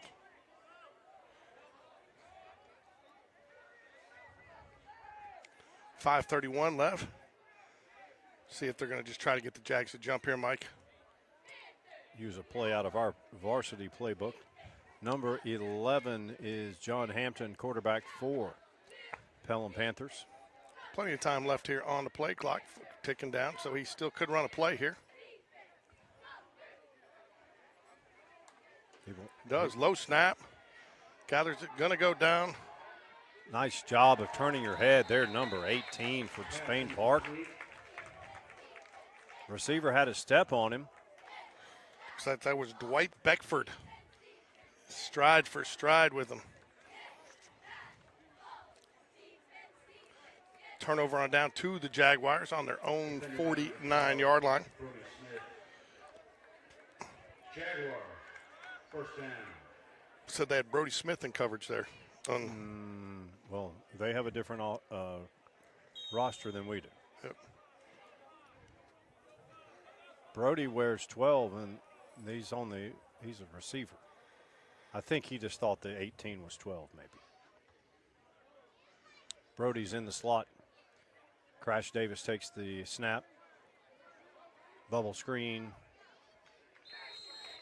That's number 34.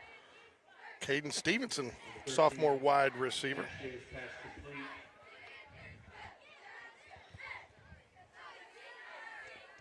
To number 34, Caden Stevenson.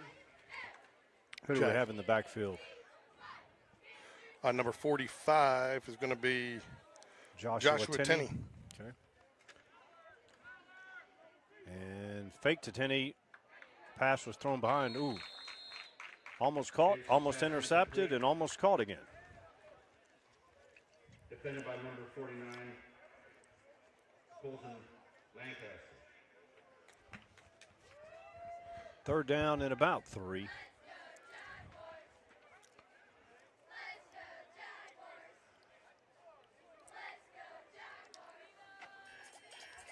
Hey, can you just move the camera for a second? First down, Spain Park. Number 45, Joshua Tenney. Carry was good enough for a first down, Jaguars. Jags first down and 10 at Pelham. 36-yard line.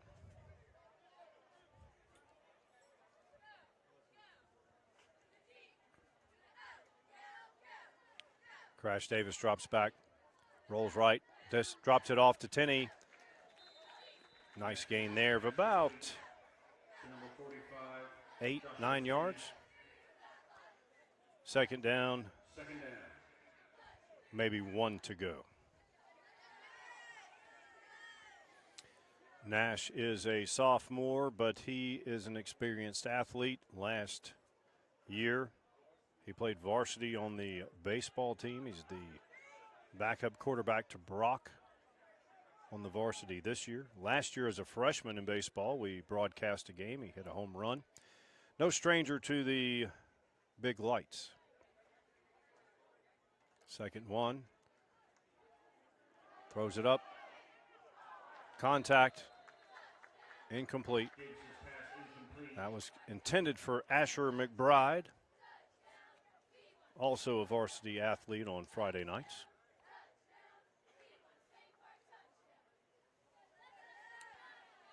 Third down and 1.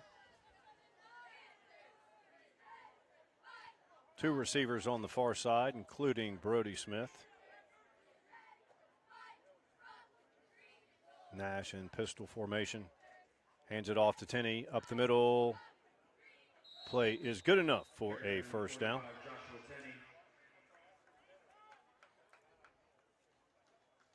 Good for a Jaguar, first down.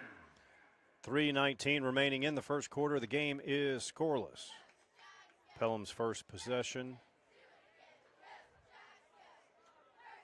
Turnover on downs. Jags have first and 10 at the Panther 24-yard line. Crash Davis takes the snap. Nice throw and outstanding catch by number 30. To number 30, Taylor Jones. That is Taylor Jones. Nice grab there by Taylor. Second down and about 4. Clock running 2:36 and counting. First quarter. It's going to be encroachment on the defense.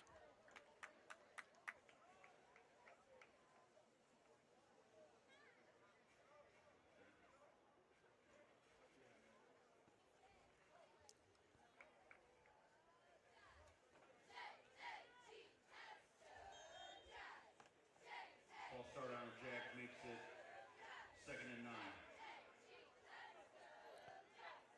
Second down, 9 after the penalty. Pistol formation. Tenney behind Crash Davis. He hands it off to Tenney up the middle. Short gain. Good hard run. Gets about maybe 4. He'll bring up third down and close to 3.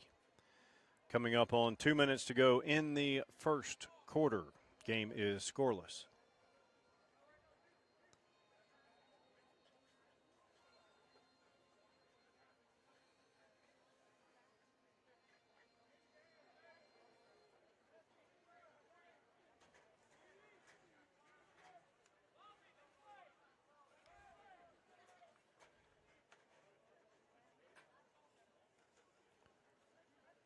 Tenney around left side. He's got some space. Avoids 2 tackles, gets the first down. It'll be, I don't know if it'll be first and goal. It might be first and 10 at the 11.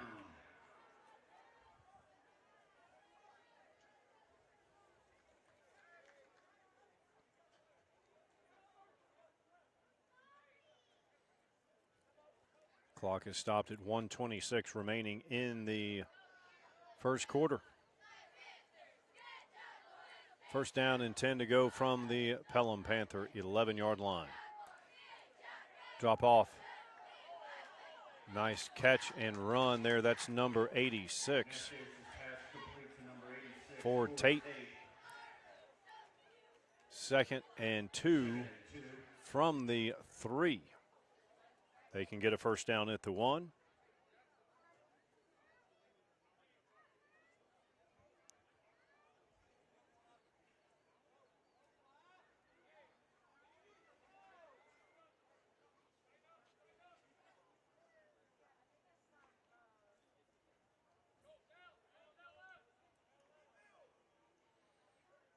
Under center.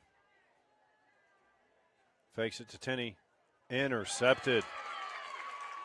Nice anticipation there by number 16. Turner Angles, defensive back for Pelham Panthers, and that stops that drive. I don't think Crash Davis could see him. His vision was impeded there. We've got 34 seconds remaining in the first quarter. It is scoreless. Each team just 1 possession thus far.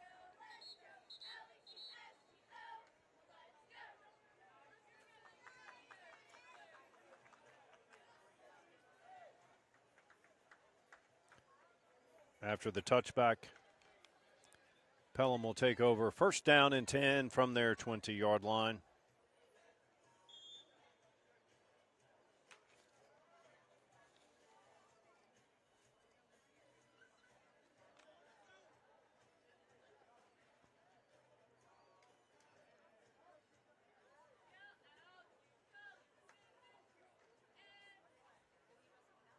Nice tackle behind the line of scrimmage. That is number 27.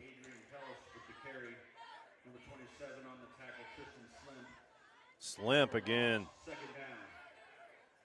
Big loss on the play. Brings up second down and about 16 to go for the Panthers. I believe that will be the final play of the first quarter. Inside of 10 seconds, and clock is running.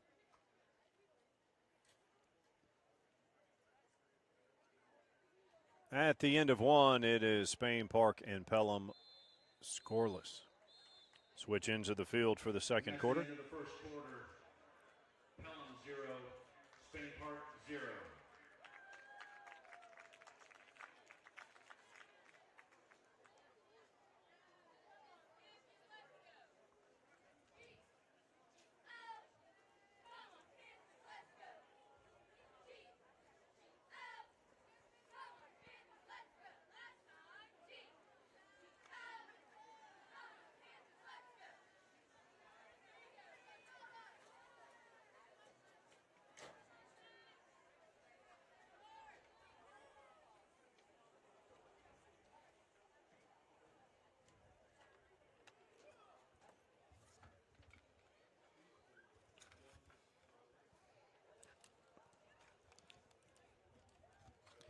The end of 1, we are scoreless.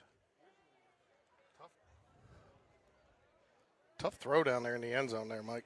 I don't think Nash saw the defender. I think his vision was impeded because he was behind a second defender and was able to. Nash obviously would not have thrown it if he had seen. Good play by the Pelham defender. That was number 16, Turner Engels, with that INT.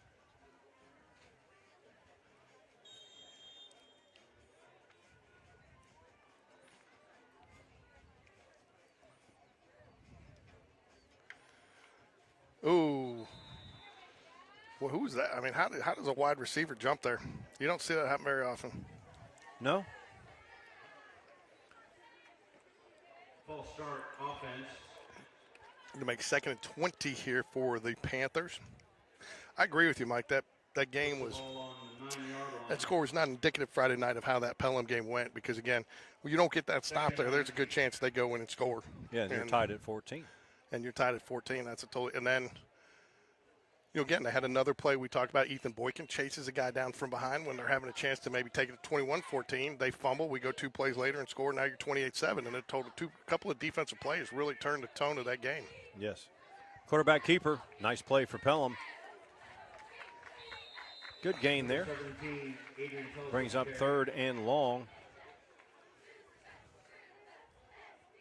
John Hampton, quarterback, showing his skills for the Panthers.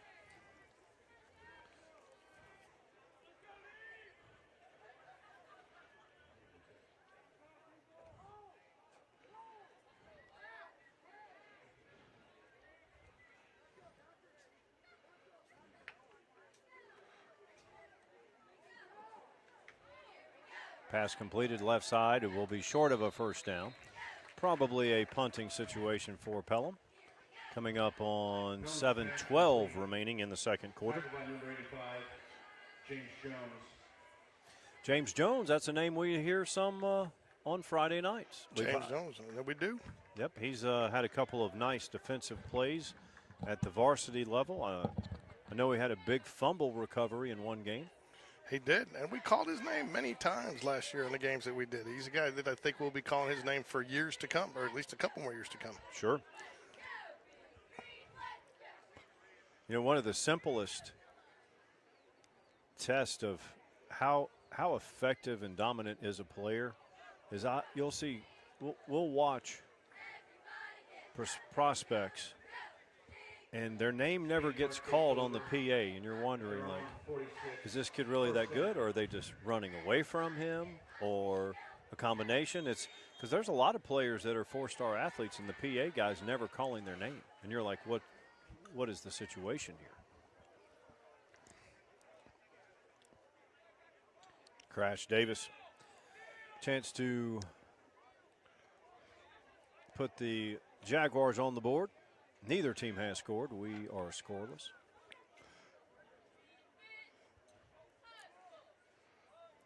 Handoff, Tenney up the middle. Going to Nice get about, run. they'll give him an extra yard. His knees were down at the 49, but they're going to, JV officiating. well, no, this official here is correcting it. Well, they're going to split the difference, I guess. There you go. Like a carpenter. So, right at midfield here for the Jaguars, 2nd and about 6. Crash Davis under center for the Jags. I believe Crash Davis will play baseball and basketball once again this year. He will, I've heard. He played varsity in both sports last year as a freshman. Ball's on the turf. Tenney gets back on it. Looked like maybe a little indecision there if he wanted to keep it or give it, and they just didn't get it all the way set in the breadbasket there. Yep. 45, Joshua Tenney. Play's going to lose 2.5, and that's going to make it a 3rd and about 8. Asher McBride, receiver out there. Also, we've got number 12, Brody Smith. Brody Smith had several catches in the Friday night game 2 weeks ago, I believe. One of them actually made the highlights in the Jag Connection. Hey, that's big time when you get on Jag Connection. Another little slip screen there, gets it underneath. Nice. Oh, he's going to get tackled. Good tackle right there to stop him a yard short, Mike. Yep, that number 25 for Pelham. Number 25, Micah Roberts, in on that play. Solid. Yeah, what do you do here? Go for it. You don't need to think about it? Nope, I would go under center, though, but I'm not the head coach. 4th and 1.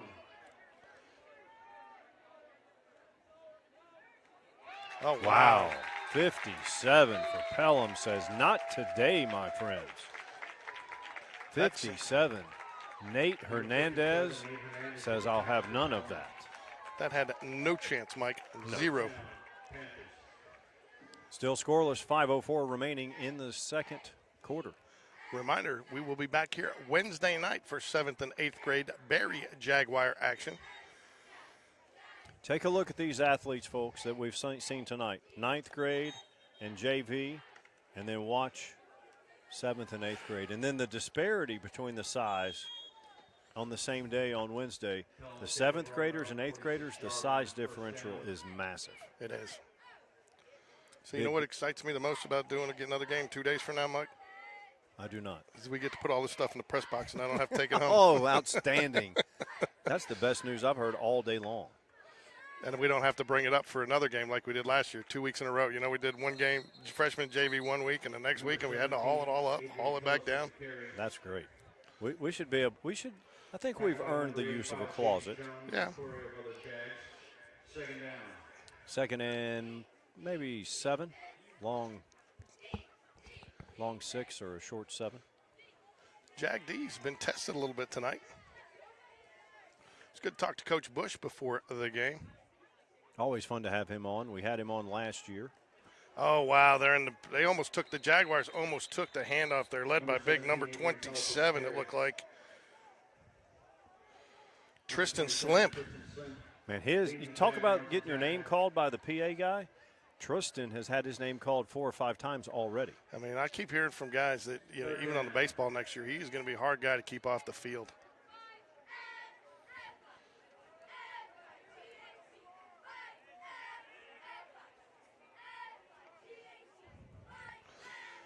One high safety looks like for the Jags. Oh, hits him up high. Who is that? Number 33?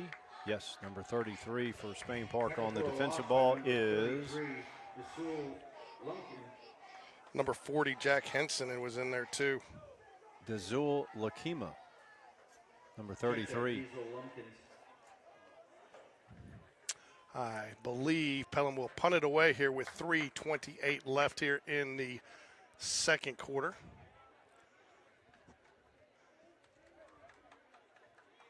It was interesting listening to Coach V last night, Mike, talk about, you know, getting the ball back, 57 seconds left, 80 yards to go, 2 timeouts. He's like, we're thinking score all the way, 2 minute.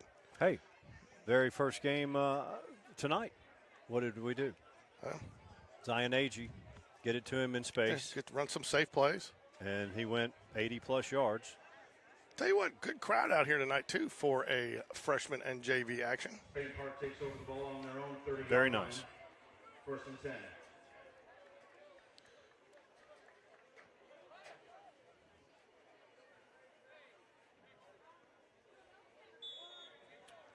Jags take over at their own 30, 1st and 10. Game is scoreless.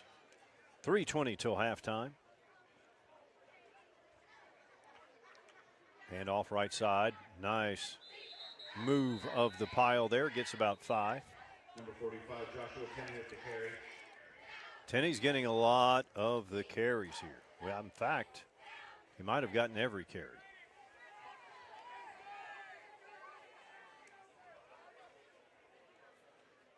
Moves the crowd down about 5 yards. Clock is ticking, just under 3 minutes remaining here, second quarter, all square at 0. Get another run, going to get met in right at the line of scrimmage, going to lose a yard there, maybe 2. Yep, well defended there by the left defensive front of the Panthers. Loss on the play, 3rd down. Now you got to be careful here, making sure you run something, you pick up the first down. Pelham's got a couple timeouts left here where they could stop it, get the ball back, and run their 2 minute. We've got Brody Smith on the near side of the field, also number 30, Taylor Jones. Got to think the ball is coming to this side. Crash Davis looks that way, throws it deep, wide open. Brody Smith caught. Green grass in front. Touchdown, Spain Park. Brody Smith says, I'll take 6. Thank you very much. That was very nice. Ran a nice route there, got open, did a good job. You know, thought he was going to lose his feet there for a second there. It looked like he stumbled a little bit, but did a good job keeping him and taking it into the end zone for a Jaguar score. Hey, he showed some speed there, and also it is some of the toughest catchers are when you're wide open. I know. Ask Ryan Williams. I mean, he's got a lot of drops. Julio Jones early in his Alabama career had a lot of drops when they were wide open, but the tough catches they seem to all make. Nice job there, Brody Smith. Kick is up, and it is good. 1:56 remaining. Tell you, man, Brody Smith kind of had a breakout couple of weeks here. Got that Friday night action 2 weeks ago. Big Monday game against Vestavia last week, and then gets the Jags on the board tonight with 1:56 remaining here in the second quarter. Another baseball player. We got a basketball player throwing to a baseball player. The basketball player is also a baseball player, and you just talked about that to Coach Bush tonight. Yeah. Well, you know, one of our kickers is a soccer player. So, man, they went out and recruited a soccer player. You got Reese Jones, who's a Rise senior. up. Rise up, Reese Jones.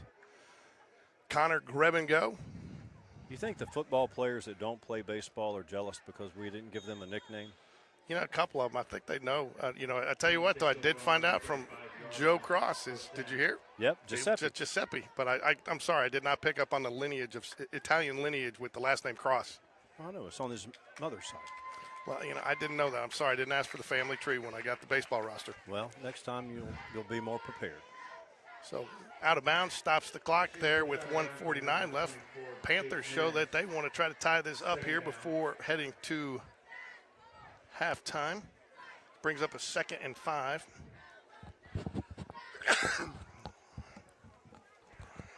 We need the cough buttons if you're going to do that, George.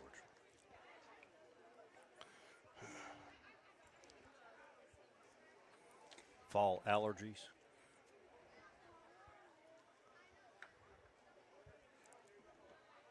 Ooh. Almost caught, almost intercepted. And yeah, I think he probably intercepts it if he's not making contact for the tackle there, though. Oops. Defended by number 36, Anderson Walker. 3rd down. Younger brother of Tyler Walker. And he's got a freshman Walker. We got a freshman Walker, too. A lot of good athletic families, a lot of good families, period. But like we talk about the McClures, athletes in all different sports here at Spain Park. Wow. And met in the backfield by a host of Jaguars. You I know, love that host of Jaguars. You wouldn't want to run into a host of Jaguars like if you're walking in a jungle, right? No. Another Jaguars on the tackle. Apparently not on a football field either. So wisely, Spain Park will use their timeout. The revert, what we just said a minute ago, Spain Park had to be careful, pick up the first down there. They do. Now they end up getting the ball back. Got a chance to extend this lead with a 2-minute offense, Mike. Why not? You got Crash Davis back there, and he can spin it the way he does. Is that Coach Mo down there? Yes. What'd you think about what Coach V had to say about Coach Mo last night? Well, I've known Coach Mo since we were teenagers when we competed against each other, and I think Coach Mo, here's the thing. Not speaking directly to what he said about Coach Mo, but Coach Mo is a positive influence on these young men. And when you look at, you got Coach Bowden, who will see his teams Wednesday. Coach Bowden played at UAB. Coach Mo blocked for Brett Favre at Southern Miss. And he told you on Game Day Sports Radio, Nice pass across the middle there. that while Coach Mo was at Southern Miss, he beat Alabama and Auburn twice each. Ashton McBride's just an athlete out there. Heard good things from him from Barrett Price last night, that we would call his name a lot. People say he is just an athlete all around. Also a varsity athlete on Friday nights. Well, that's the way to sling it. Crash. Woo! Bingo. Davis' pass complete to number 86, Ford Tate, for another Jaguar. And, to do that, rolling away to your non-throwing side, square up like that, make a pass on a route to the sideline, keep it right there for him. You don't see many JV quarterbacks can do that, Mike. No. And we said the same thing last year when he was throwing it around on the freshman team, and it was just unfair for their opponents. Timeout, Pelham, interesting there. Yeah, clock was running also. They started and they stopped it because he was out of bounds. It should be stopped under 2 minutes. I think they might have ruled it because that was a massive collision there with Ford Tate and the defender, and they might have ruled that his momentum had been stopped before going out of bounds. Mike, so what can we look for here from the cheerleaders at halftime? Well, same performance, or will they bring out a different one? I'm not sure, but this is a JV squad that, again, will be going to Orlando for nationals for the first time ever in Spain Park history. Since now Coach Halla She got Spain Park down to nationals many years, and then her protege, current coach Morgan Lambert, has really changed the culture to where Spain Park has finished in the top 6, the top 10, and that's kind of to be expected now. So Coach Perry, a former UAB cheerleader, leads the JV team, and I'll be interested to see what they do at halftime. Snap just a little bit high. Crash David corrals it, though. He's going to go deep again. It's got a guy just a little. Oh, sorry, camera went too far. Sorry, folks. Got a little excited there. Just a bit outside. Well, I think the receiver looked to me more towards the outside of the field. The pass went more towards the goalpost, and they just a little. I think if he had seen it earlier, he might have had a chance at that, Mike. The referee and the receiver were both fooled. They were. Anyways, that'll bring up a 2nd down and 10 here from the 33-yard line. 49 seconds left. Time should not be a factor. Jags have a couple timeouts remaining. Ooh, jailbreak screen here. McBride cuts it upfield. Attaboy. 1st and 10 inside the 15. About the 13. Clock will stop. 40 seconds remaining. Jags will go supersonic speed here. They don't have to go supersonic, but they call a timeout. Okay. I don't mind that. I think you called a timeout there, Mike. Maybe get 2 plays in your huddle. You know, you're gonna maybe pass one to take your timeout there. I think the Jags still have one more timeout, I believe. Well, you certainly do not down it there. No. You've got plenty of time. Especially after the clock stopping to move the chains. I mean, I've never understood that downing it play there. You know, have something in your back pocket that you can run. You know, something that goes to the end zone. If you take a shot and maybe a little fade route or something, you know. Yeah, even if it is that terrible fade route that never works. Yeah, I know. That Mike Schuler ran every time against Tennessee for the 6 overtimes, and finally it didn't work. The only time it works is if it's Calvin Johnson or Larry Fitzgerald, some Hall of Fame elite player. Well, Jags will work from their own 14-yard line here. 39.9 seconds remaining here in the 2nd quarter, trying to take a 14-0 lead into the half. 2 receivers up top, 2 receivers near side. Brody Smith goes in motion. Now he's going to go, puts it up. Oh, and nobody, too tall for everybody. Now, see, that's the play I'm talking about. You have in your pocket if you got to go fast. Stops the clock. Ideally, you want to score on 3rd or 4th down here and have leave no time for the Panthers. But if you can score here, you do it, of course.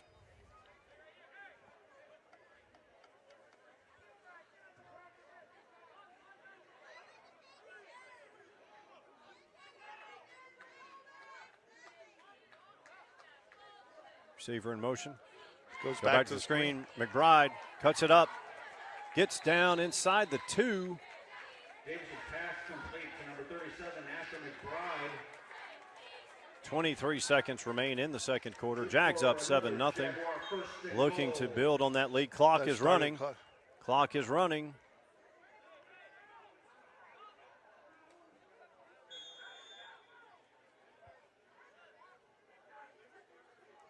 The referee, I believe the referee said his knee was down, so that's why we lost 10 seconds there. Timeout on the field. Coach V is arguing, but he went stop the clock for the 1st down. Little confusion there. We've still got 2 plays at the end zone.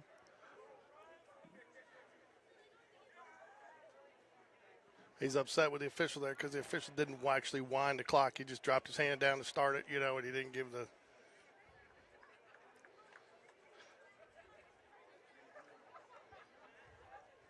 Which forces the Jags to use, I think, their last time out. Wasn't that, Mike? I believe so, if the scoreboard is correct.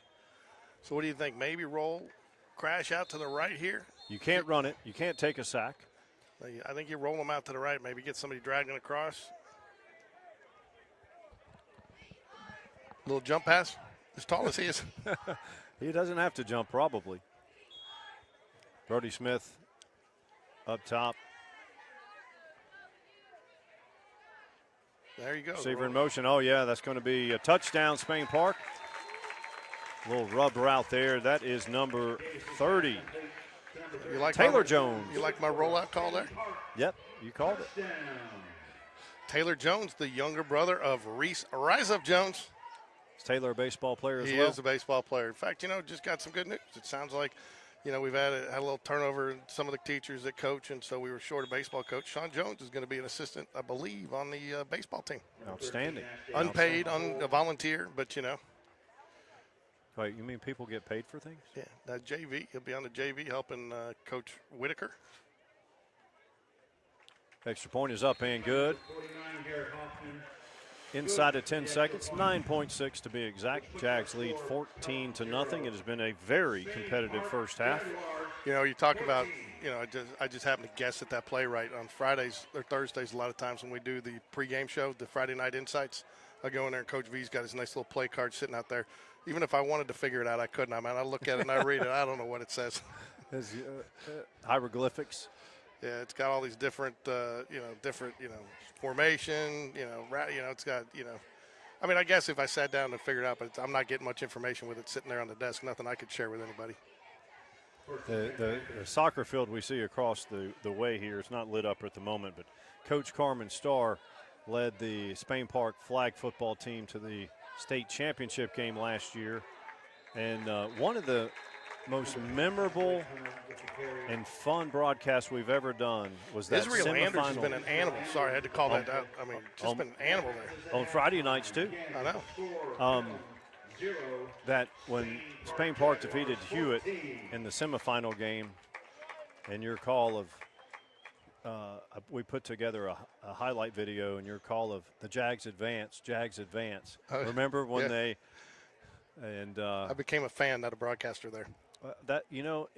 That's okay, because that was to go to the state championship game at Protective Field. Mm-hmm. It was cold that day. I was there. Ladies and gentlemen, please welcome the Pelham Panther cheerleaders. Pelham Panther cheerleaders out at midfield.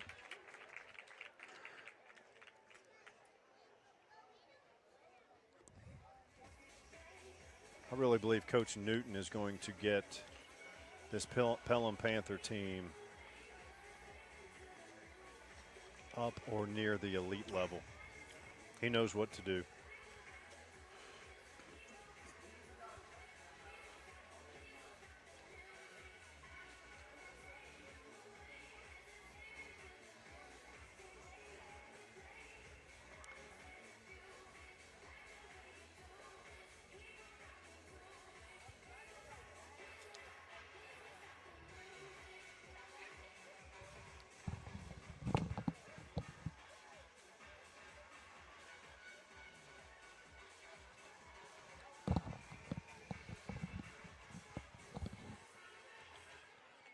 Well done, ladies. That's the Pelham Panthers JV cheerleader squad. Pelham Panther cheerleaders. Up next is Spain Park.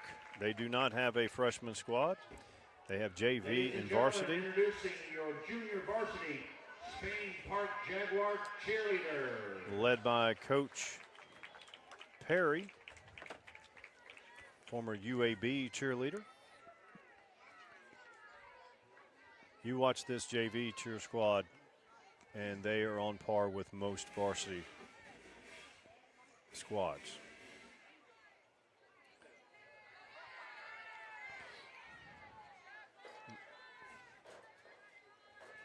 Music having some issues.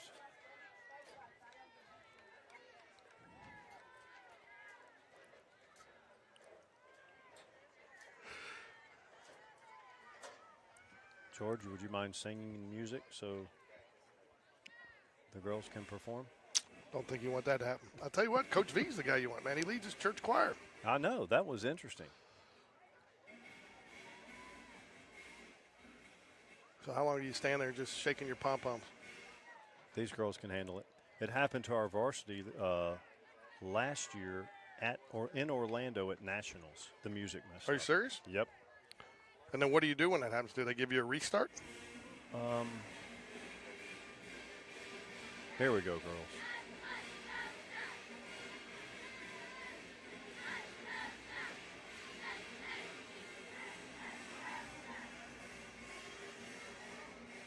JV will be competing in Game Day division in Orlando Super Bowl weekend.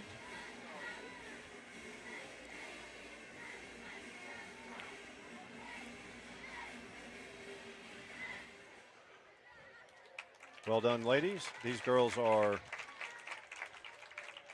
Ladies and gentlemen, athletes in the your truest Spain form. Park Junior Varsity They go year-round, too. There's no off-season. Jaguar cheerleaders.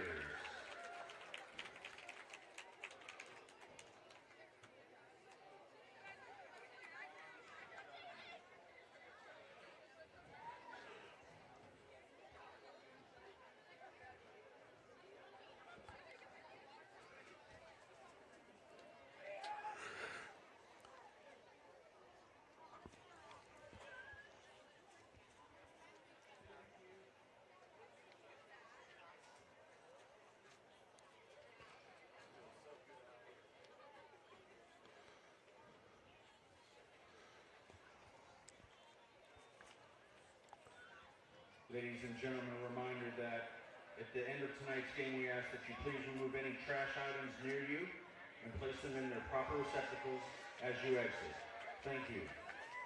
And also, George, do not storm the field once the game is ended. It is a $2 fine. Yeah.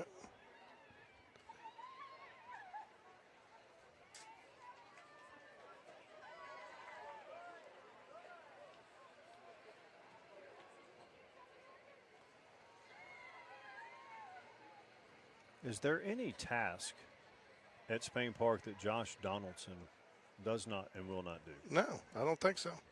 He takes the trash out. I've seen him mow the yard. I've seen him mowing the grass. Seen him directing traffic.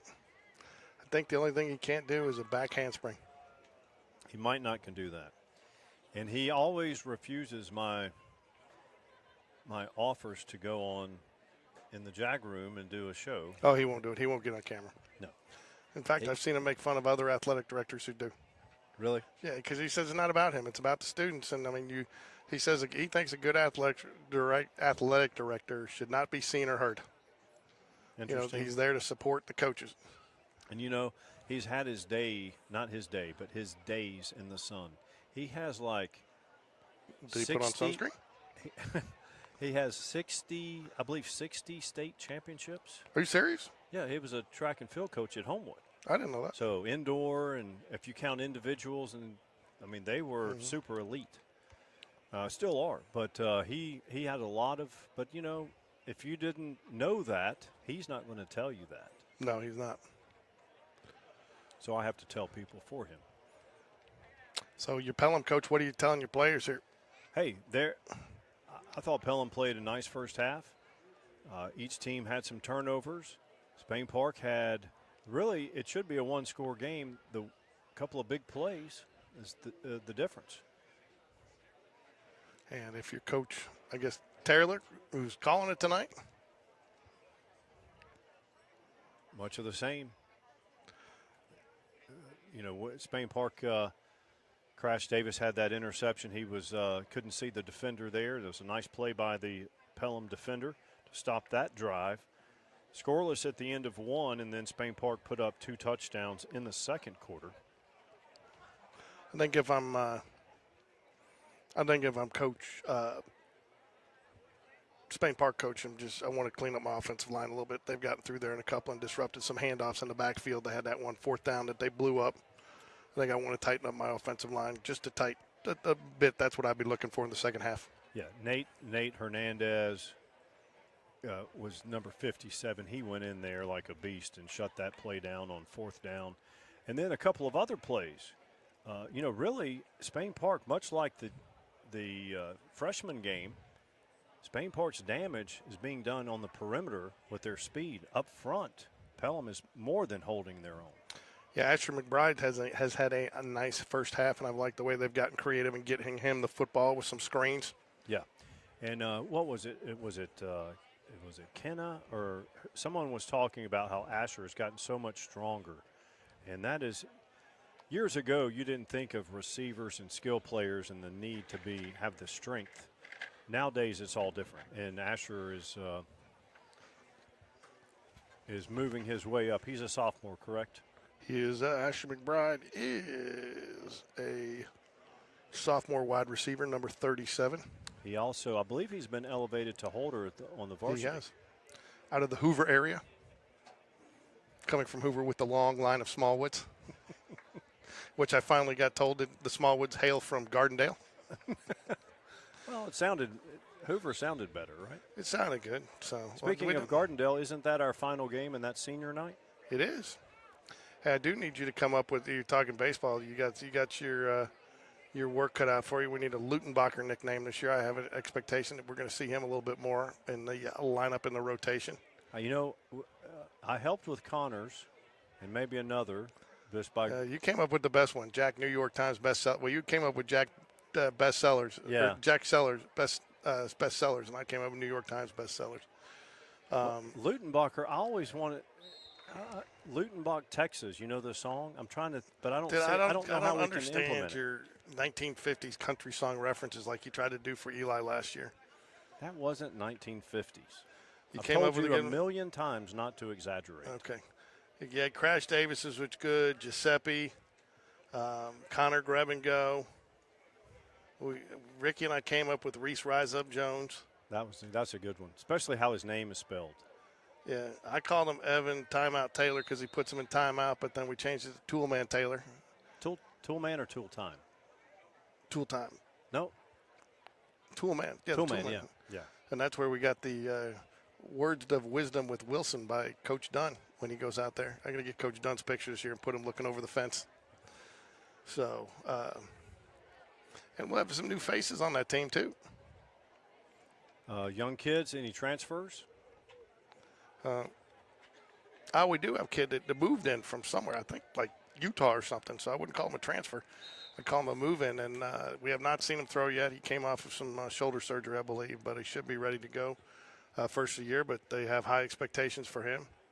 And then, of course, I think the best one was that Alan Paquette came up for Charlie Kramer was Kramer from Seinfeld. Mm-hmm. So we put his picture up there. But I'll tell you, baseball's a little bit more nickname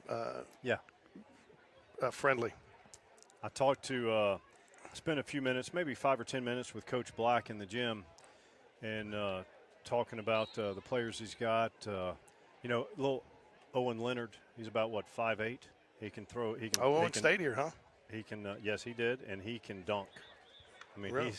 I think he's going to help out. We've got, there's another kid that moved in. Tommy's around 6'7", so we got a little height. We have Nash Davis, Big Reed Oatridge, who's going to, I think, you watch number 77 on Friday nights. He's 6'8", 310. I'm telling you, I made a couple of calls to coaches I know. He didn't start playing football till he was a sophomore, and he is not a project, okay? He can play. He is starting for Spain Park at a high level now, and yes, he will get better, but he is a D1 player. And he's going to be on the basketball court, so that's going to give Spain Park a good-sized front line once again. I'll tell you what, Barrett Price is a guy you might see playing varsity as a sophomore. Okay. I mean, he's got the moves. You've seen in football. He elevates nicely. He's got a good shot. So I asked him last night where he'd be playing. He said, wherever Coach Black puts me. Well, that's the right answer. He said he thought he would actually see some action on both varsity and JV, depending on how things were going and travel squads and who played what night and stuff like that. So Sam Fox looked good. I watched the workout. Sam Fox. Tommy Morrison. Yep, Tommy Morrison. He's 6'7". All right, we're ready for second half action. Jags lead. The Jags are going to start off with the football here.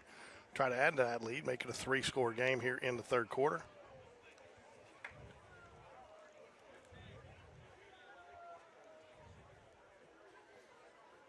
Jaguars will start the second half in possession at their own 35-yard line. First and 10. We haven't seen many. We've seen 45 at running back, and I don't recall seeing anyone else other than they're thin at running back. I think we know that, and I think Joshua Tenney drops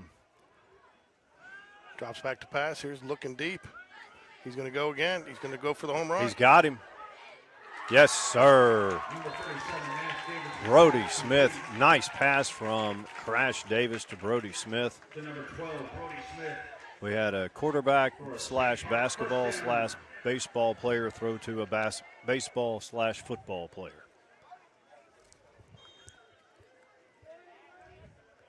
That's how you want to come out of the half, huh? Absolutely. Joshua Tenney. And who was Ducati L played some varsity snaps. He must still be injured because we haven't seen him. Ooh, overthrown One of there. it just a little high. Forced that one. Looked like he forced that one just a little bit, Mike. Intended for number 12, Brody Smith. Could have been a throwaway as high as it was, too. Kind of like I do that third taco from the taco pack. Kind of busting on myself there. You didn't have to tell on yourself. I wouldn't have known. 7:22 remaining in the third. Jags up 14-0. Been very competitive game. Near side of the field, you have Asher McBride in the slot.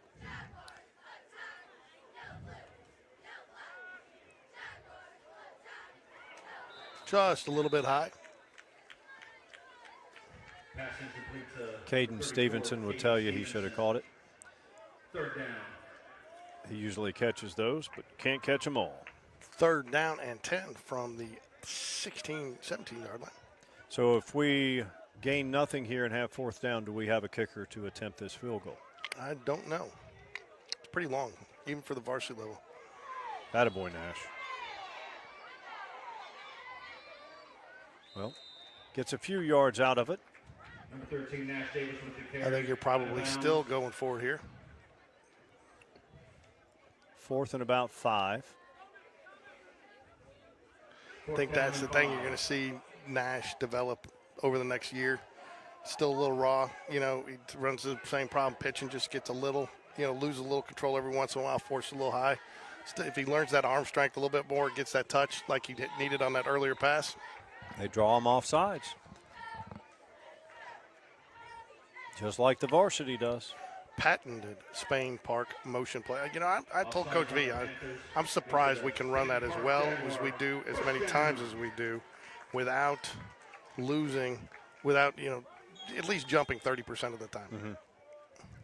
Yep, and the only time it really backfired on us was at Benjamin Russell. And a couple of those I thought were very questionable. They were, and I even asked him, is that a function of, different areas have different officials? Number 45. I'll tell you, the Pelham defensive front, you got to hand it to him. Number 57, Nate Hernandez. Number 50, Victor Reese. Both getting very nice penetration. Blowing past their blocker, their defender, their opponent. Pistol formation. Another rub route. Touchdown, Spain Park. That's number 86. Ford Tate says, I'll take 6. Thank you very much. Little shot there at the end of that. Thought it could have drawn a flag. He was clearly in the end zone.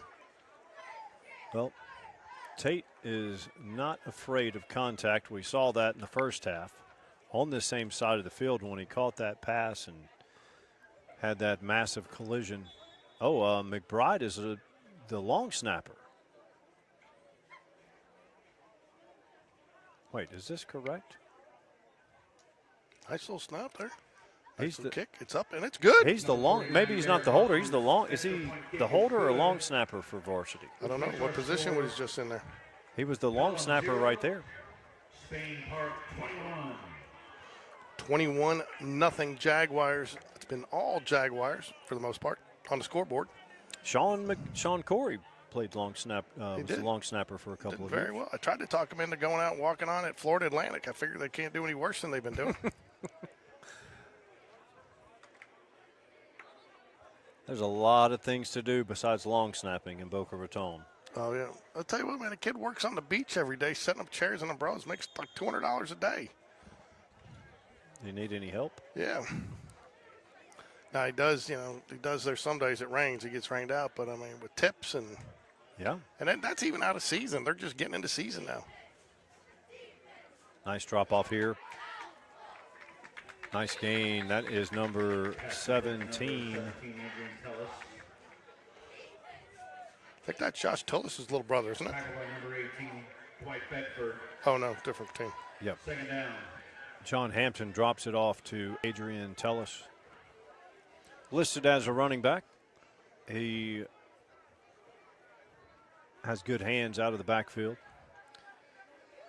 2 receivers far side of the field, 1 on the short side.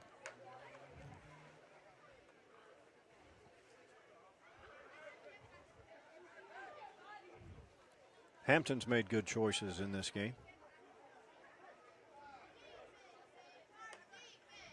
That's going to be a false start.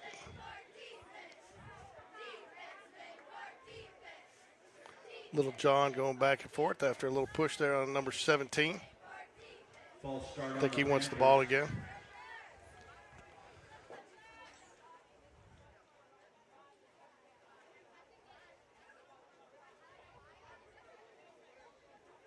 Makes it second down and 8 for the Panthers. Penalties will kill you, Mike. It's kind of like walks in baseball. Freebies. Can't have them. Pay the price. Get behind the chains.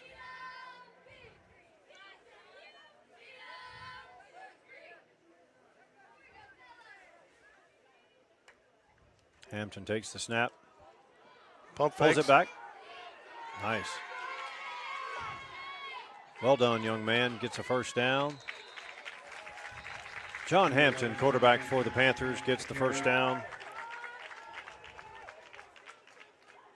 He earns a new set of downs for the Tackled by a flurry of Jaguars. Pelham offense. Defenders. Good enough for a Pelham first down.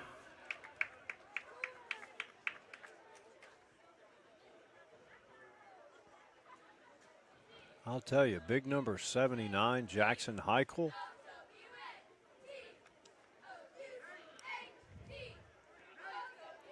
That is a matchup nightmare.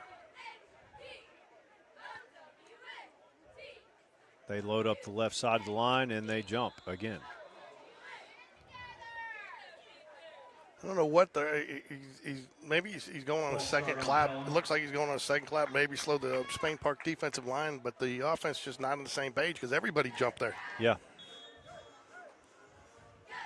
We know sometimes everyone moves but the center. 15 for the Panthers. And the center forgets the snap count.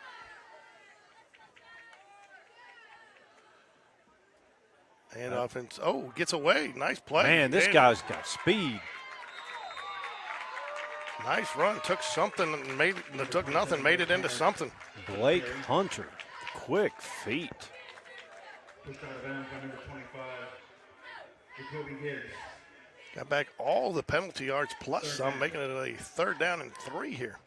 I believe it'll be, yes, 3rd and short. 3 it is. Of course, it's 2-down territory.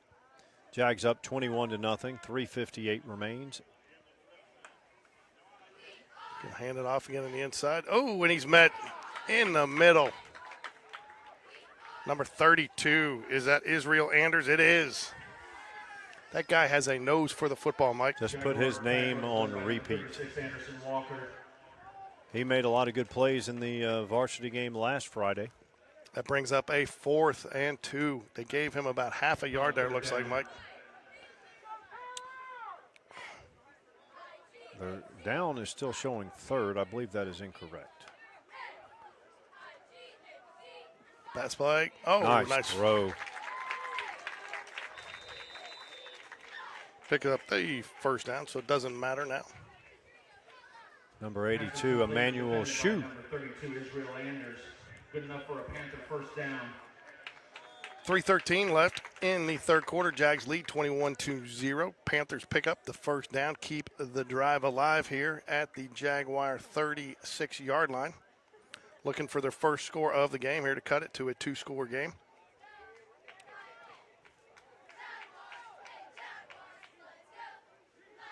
taking too much time here, Mike, being down by 3. You don't have to be in hurry-up mode, but you got to be a little faster than this. I would think, but nicely done. Nice throw and catch there. And again, it's number 82, Emmanuel Shue. He's found a connection with number 82. Nice little rollout pass there. They put it only where his guy can catch it. His guy went down, got the ball, and got 9 yards. So it'll bring up a 2nd down and 1 here. This is where I like to go deep, Mike. Yep, that's a you don't want to have to just run it off tackle here. Take the opportunity. Spain Park was in the exact same position in the first half on this side of the field. Oh, they do run it, and they don't pick it up. And in fact, they lose yards. Lose about 2 or 3. Tackle by number 36. It's been tough sledding in between the tackles for both offenses. It has. It's that 3rd down.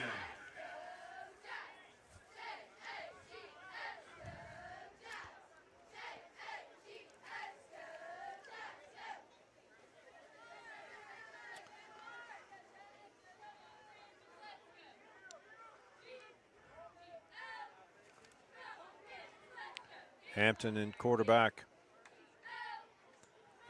Hands it off. 1st down, Panthers. Yep. Took a hit, though, doing it. He had to work for it.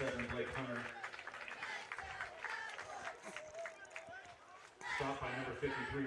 Panthers, give Panthers credit. They've had to make some plays on this drive to keep it alive. And that they have. Blake Hunter, number 27. Didn't have much of an effect in the first half, nor did number 82, Emmanuel Shue, but both have been big factors on this drive. Defensive backs switch on the outsides for the Jaguars. Another inside run there, but nowhere to go. Might lose about half a yard there. With the carry. Tackled by number 32, Israel Anders. Anders' name called once again. Coming up on 40 seconds remaining in the 3rd. Jags up 21-0. It has been a competitive game. Jags have 3 big plays.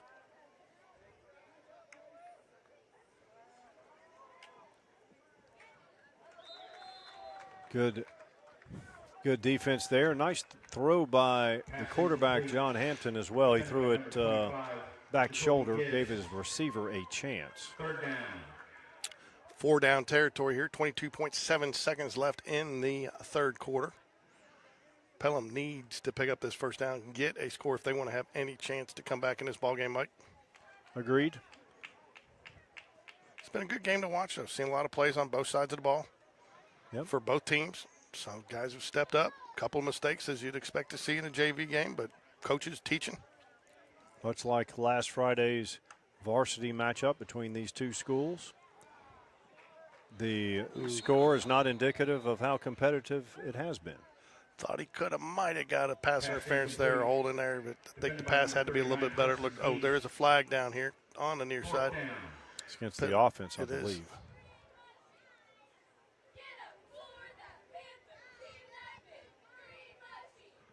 I don't think you want to accept this. No. I wouldn't. I'll make it 4th and 11. I don't think there's much. I think they probably benefit from the play. And that's exactly what the Jags will do. They will decline it. So 14.1 left here. One last play here for Pelham in the 3rd quarter, unless they can pick up the 1st down here. But either way, probably will be the last play of the 3rd quarter. So that was a false start. He went early. That play does not count. And that saved Pelham there because that snap was low and he had to fall on it. So now they back him up, and they get that opportunity to run this play again. Was Spain Park in cover 0 there? Looked like it. That's a little bit surprising. But at this level, again, you want to put your kids in a position where they're under pressure. No, they had a single high safety.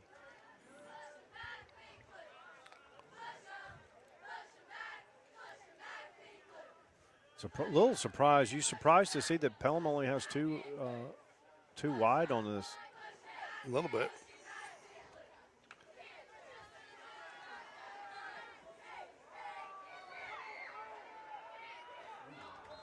That could have been called interference, but it does not.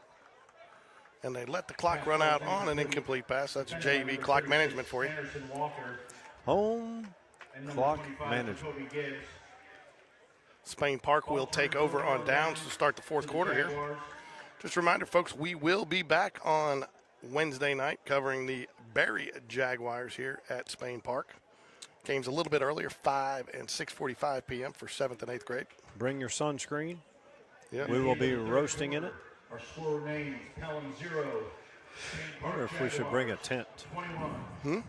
Wonder if I should bring one of our tents. Might should. I don't want to impede the press box.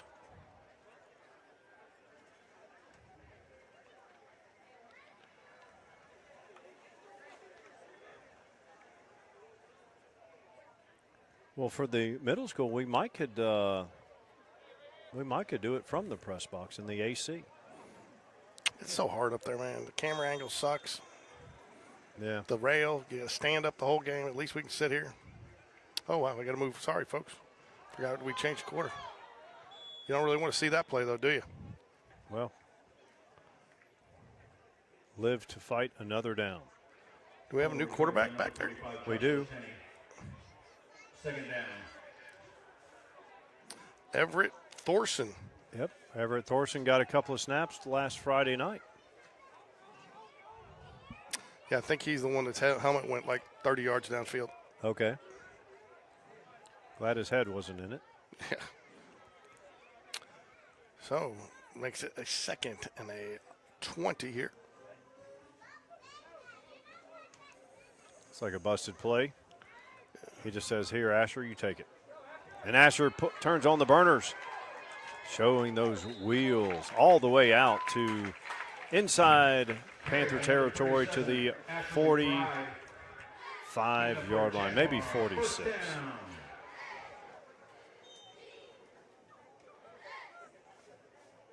Broken play. Was that a jet sweep option there?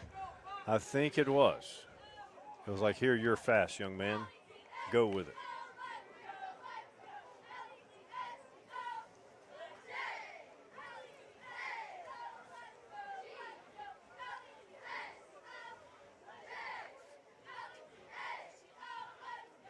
Thorson in pistol formation, takes the snap, hands it off. Up the middle, good, solid run. He's still going. Green grass in front. That is number 45, Joshua Tinney. He says, I'll take 6. I tell you, Mike, he did a nice job there being patient, following his blocks and waiting for the holes to open, because a lot of running backs would have gone down after a 3 to 5 yard gain there. He waited for another hole to open, cut back, and then hit the gas and went through there for the touchdown. Very nice run there by Tinney. You remember the former Michigan State running back and played at the Steelers, Le'Veon Bell? Yep. That play reminded me of him. Le'Veon Bell had great patience, and he would let plays develop and let his blockers create space. And he, to your point, that's exactly who it reminded me of. So Nash Davis is your holder out there. Let's see if Asher McBride is still the long snapper or if they're giving someone else a shot. Nice snap. Hold, kick is up, and it is good. 28-0 here. 6:24 remaining in the fourth quarter. It's been all Jags on the scoreboard, but Pelham has driven the ball. They have. And, in Spain Park, other than that last play right there, that's probably the only time I recall Spain Park having any success between the tackles. And Pelham hasn't had any success between the tackles against our defensive front, but they have had, both teams have had success on the perimeter with their speed skill players. And, of course, Nash Davis with the passes down the middle. Yes. Oh, the deep ball. And, when you have an arm like that, and the other thing about Nash, whether it's on the baseball field, basketball court, or here, the moment's not too big for him because he's only, last year as a freshman, we did a broadcast at Vestavia. He hits a home run. First of all, how many times do we see freshmen play varsity baseball at Spain Park at all? And at that magnitude, you just don't see it. So he's comfortable under the lights. Met by the entire Jaguar team there at the line of scrimmage. Going to lose 2 on the play. Number 13, Beckham Russell with the carry. Bevy of tacklers led by number 32. Linebacker Bo Broderick comes off after being involved in that tackle there. Second down. Talking to Coach Bush. Coach Bush giving him some words of wisdom there.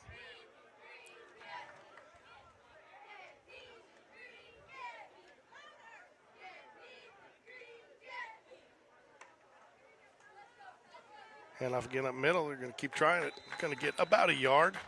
Not going to happen. In on a tackle there for the Jaguars, Jack Henson Jr. Tackled by number 93, Christian Foreman. Brings up third down for the Panthers. Hey, so will we have QB1 on Wednesday with Oaks Mountain, 7th and 8th grade? Will he be coming back down? Jasinski? For the 17th year? Yeah, 17th year. You know, I saw a little post on the other day. It looked like he's doing well as our man Jack Reed. Is he? Where is he? He's going to Sanford, but he looks like he's doing well. He's gotten into some broadcasting and stuff, and looked like he was doing well. Had a good summer, so Good. You know, he's a good kid. Glad always to have him, even though he was an Eagle. Wow, nice tackle there by number 27 for the Jaguars. That's going to be Tristan Slimp. Called his name a number of times tonight, Mike. Absolutely. He's made play after play in both halves. Brings up fourth down for the Panthers. Man, he shot that gap there, went for the legs. There was no chance to get anywhere with that. Textbook tackle. I think they'll probably elect to punt here. Yes. We'll have the 10-second runoff.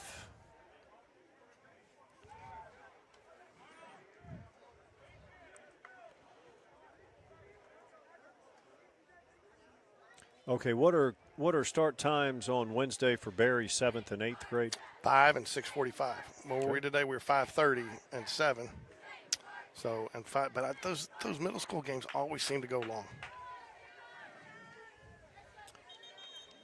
I wonder, do they play the same amount of quarters? Yeah, they all play 4 quarters, Mike. No, I mean the time limit is They like play 4 quarters. Thank First, second, third, and fourth. There's a halftime in between.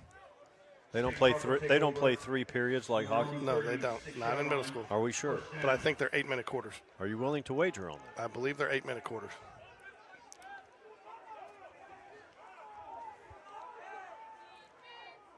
New quarterback in for the Jags. Number 19, and no, that is not Giuseppe Cross. Number 19 is going to be Kumar. Amav Kumar. Handed off. Looked like to number 80 there. Was that right? Couldn't. Yep, it did look like number 80. And there's no 80 on our roster, so we don't know who that was, folks. They always like to do that to us once or twice. We're going to say his name is blank.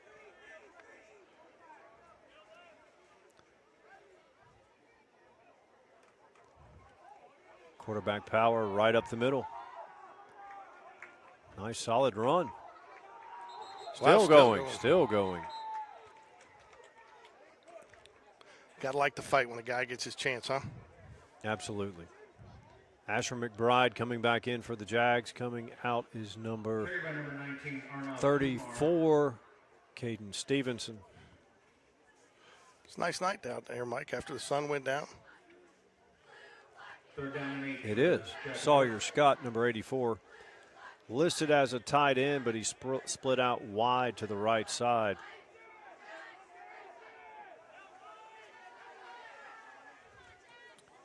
Toss right. They'll get it to Asher, see what he can do. Not much. But he does get some positive yardage. I think the Jags will punt here and turn it back over at 2:58. Makes it fourth down for the Jaguars.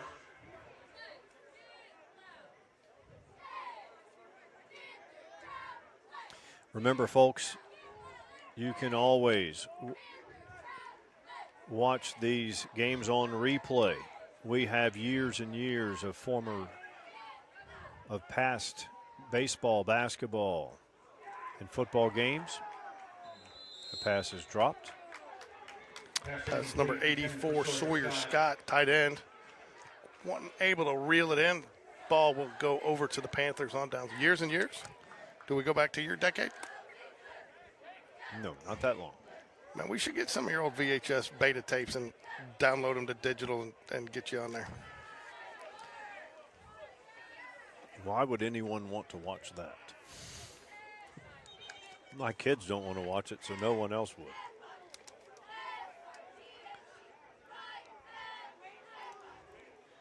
Love it. Text V's, Coach V's texting me during the game. Are we having someone come up for an interview? Huh? No. Are we not allowed to have a Game Day Sports Radio player of the game? Because if we are, it's Tristan Slimp. At least the defensive player. Yeah, I think you're right there. Carried by number 47, Austin Horn. When you make that many plays, Tackled by number 33, Diesel. and the PA announcer knows your name by heart, you've had an impact. 2:30. Pelham content to let the clock run a little bit here just to get a couple more reps in, but knowing that any chance of comeback is slim to none. This has been a hard-fought game, though. Jags have had to work for every score, and Pelham's made them play their best to beat them. You know, just a couple unfortunate plays here and there, you know, probably puts a couple touchdowns on the – ooh, nice tackle. When I was talking to Coach Bush Friday night. Tackled by number 36, Anderson Walker. Anderson Walker comes up and makes the tackle. I asked him, I said, do you have any notes for me on the game coming up, tonight's game? He goes, I'm telling you, he said that the ninth grade team's got some dudes on defense, and he was – you can tell why he's so excited. I mean, guys are running all over the field. You got speeds, you got size, strength. Slimp, Anders. The defensive front has been stout. And Pelham has athletes, too. They just can't do much against it. Gets upfield. Nice play there. Jags kind of sold out on that one. A couple of near misses getting the quarterback, but they get it off, pick up the first down, 1:15, and stop the clock there for a minute. John Hampton trying to get the Panthers on the board. Nice play there. Gets the first down. Clock is running.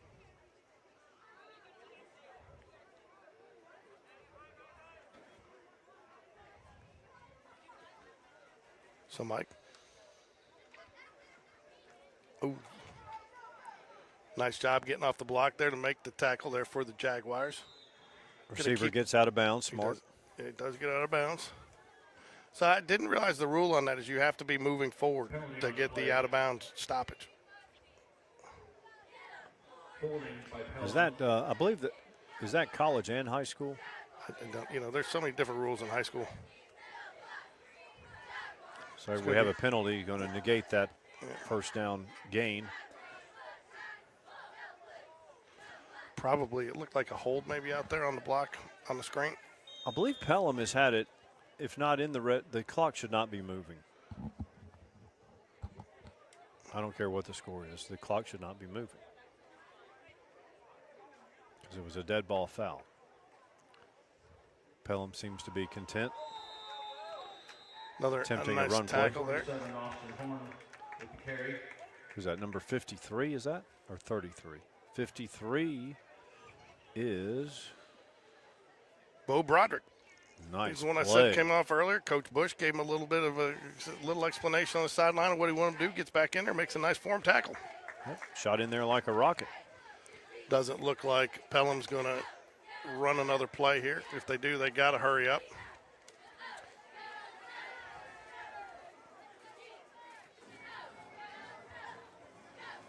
And he does not get it off. That will do it. Jags 28, Pelham 0.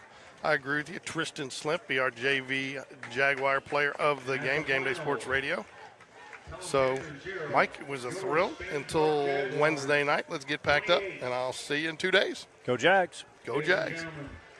Thank you for attending.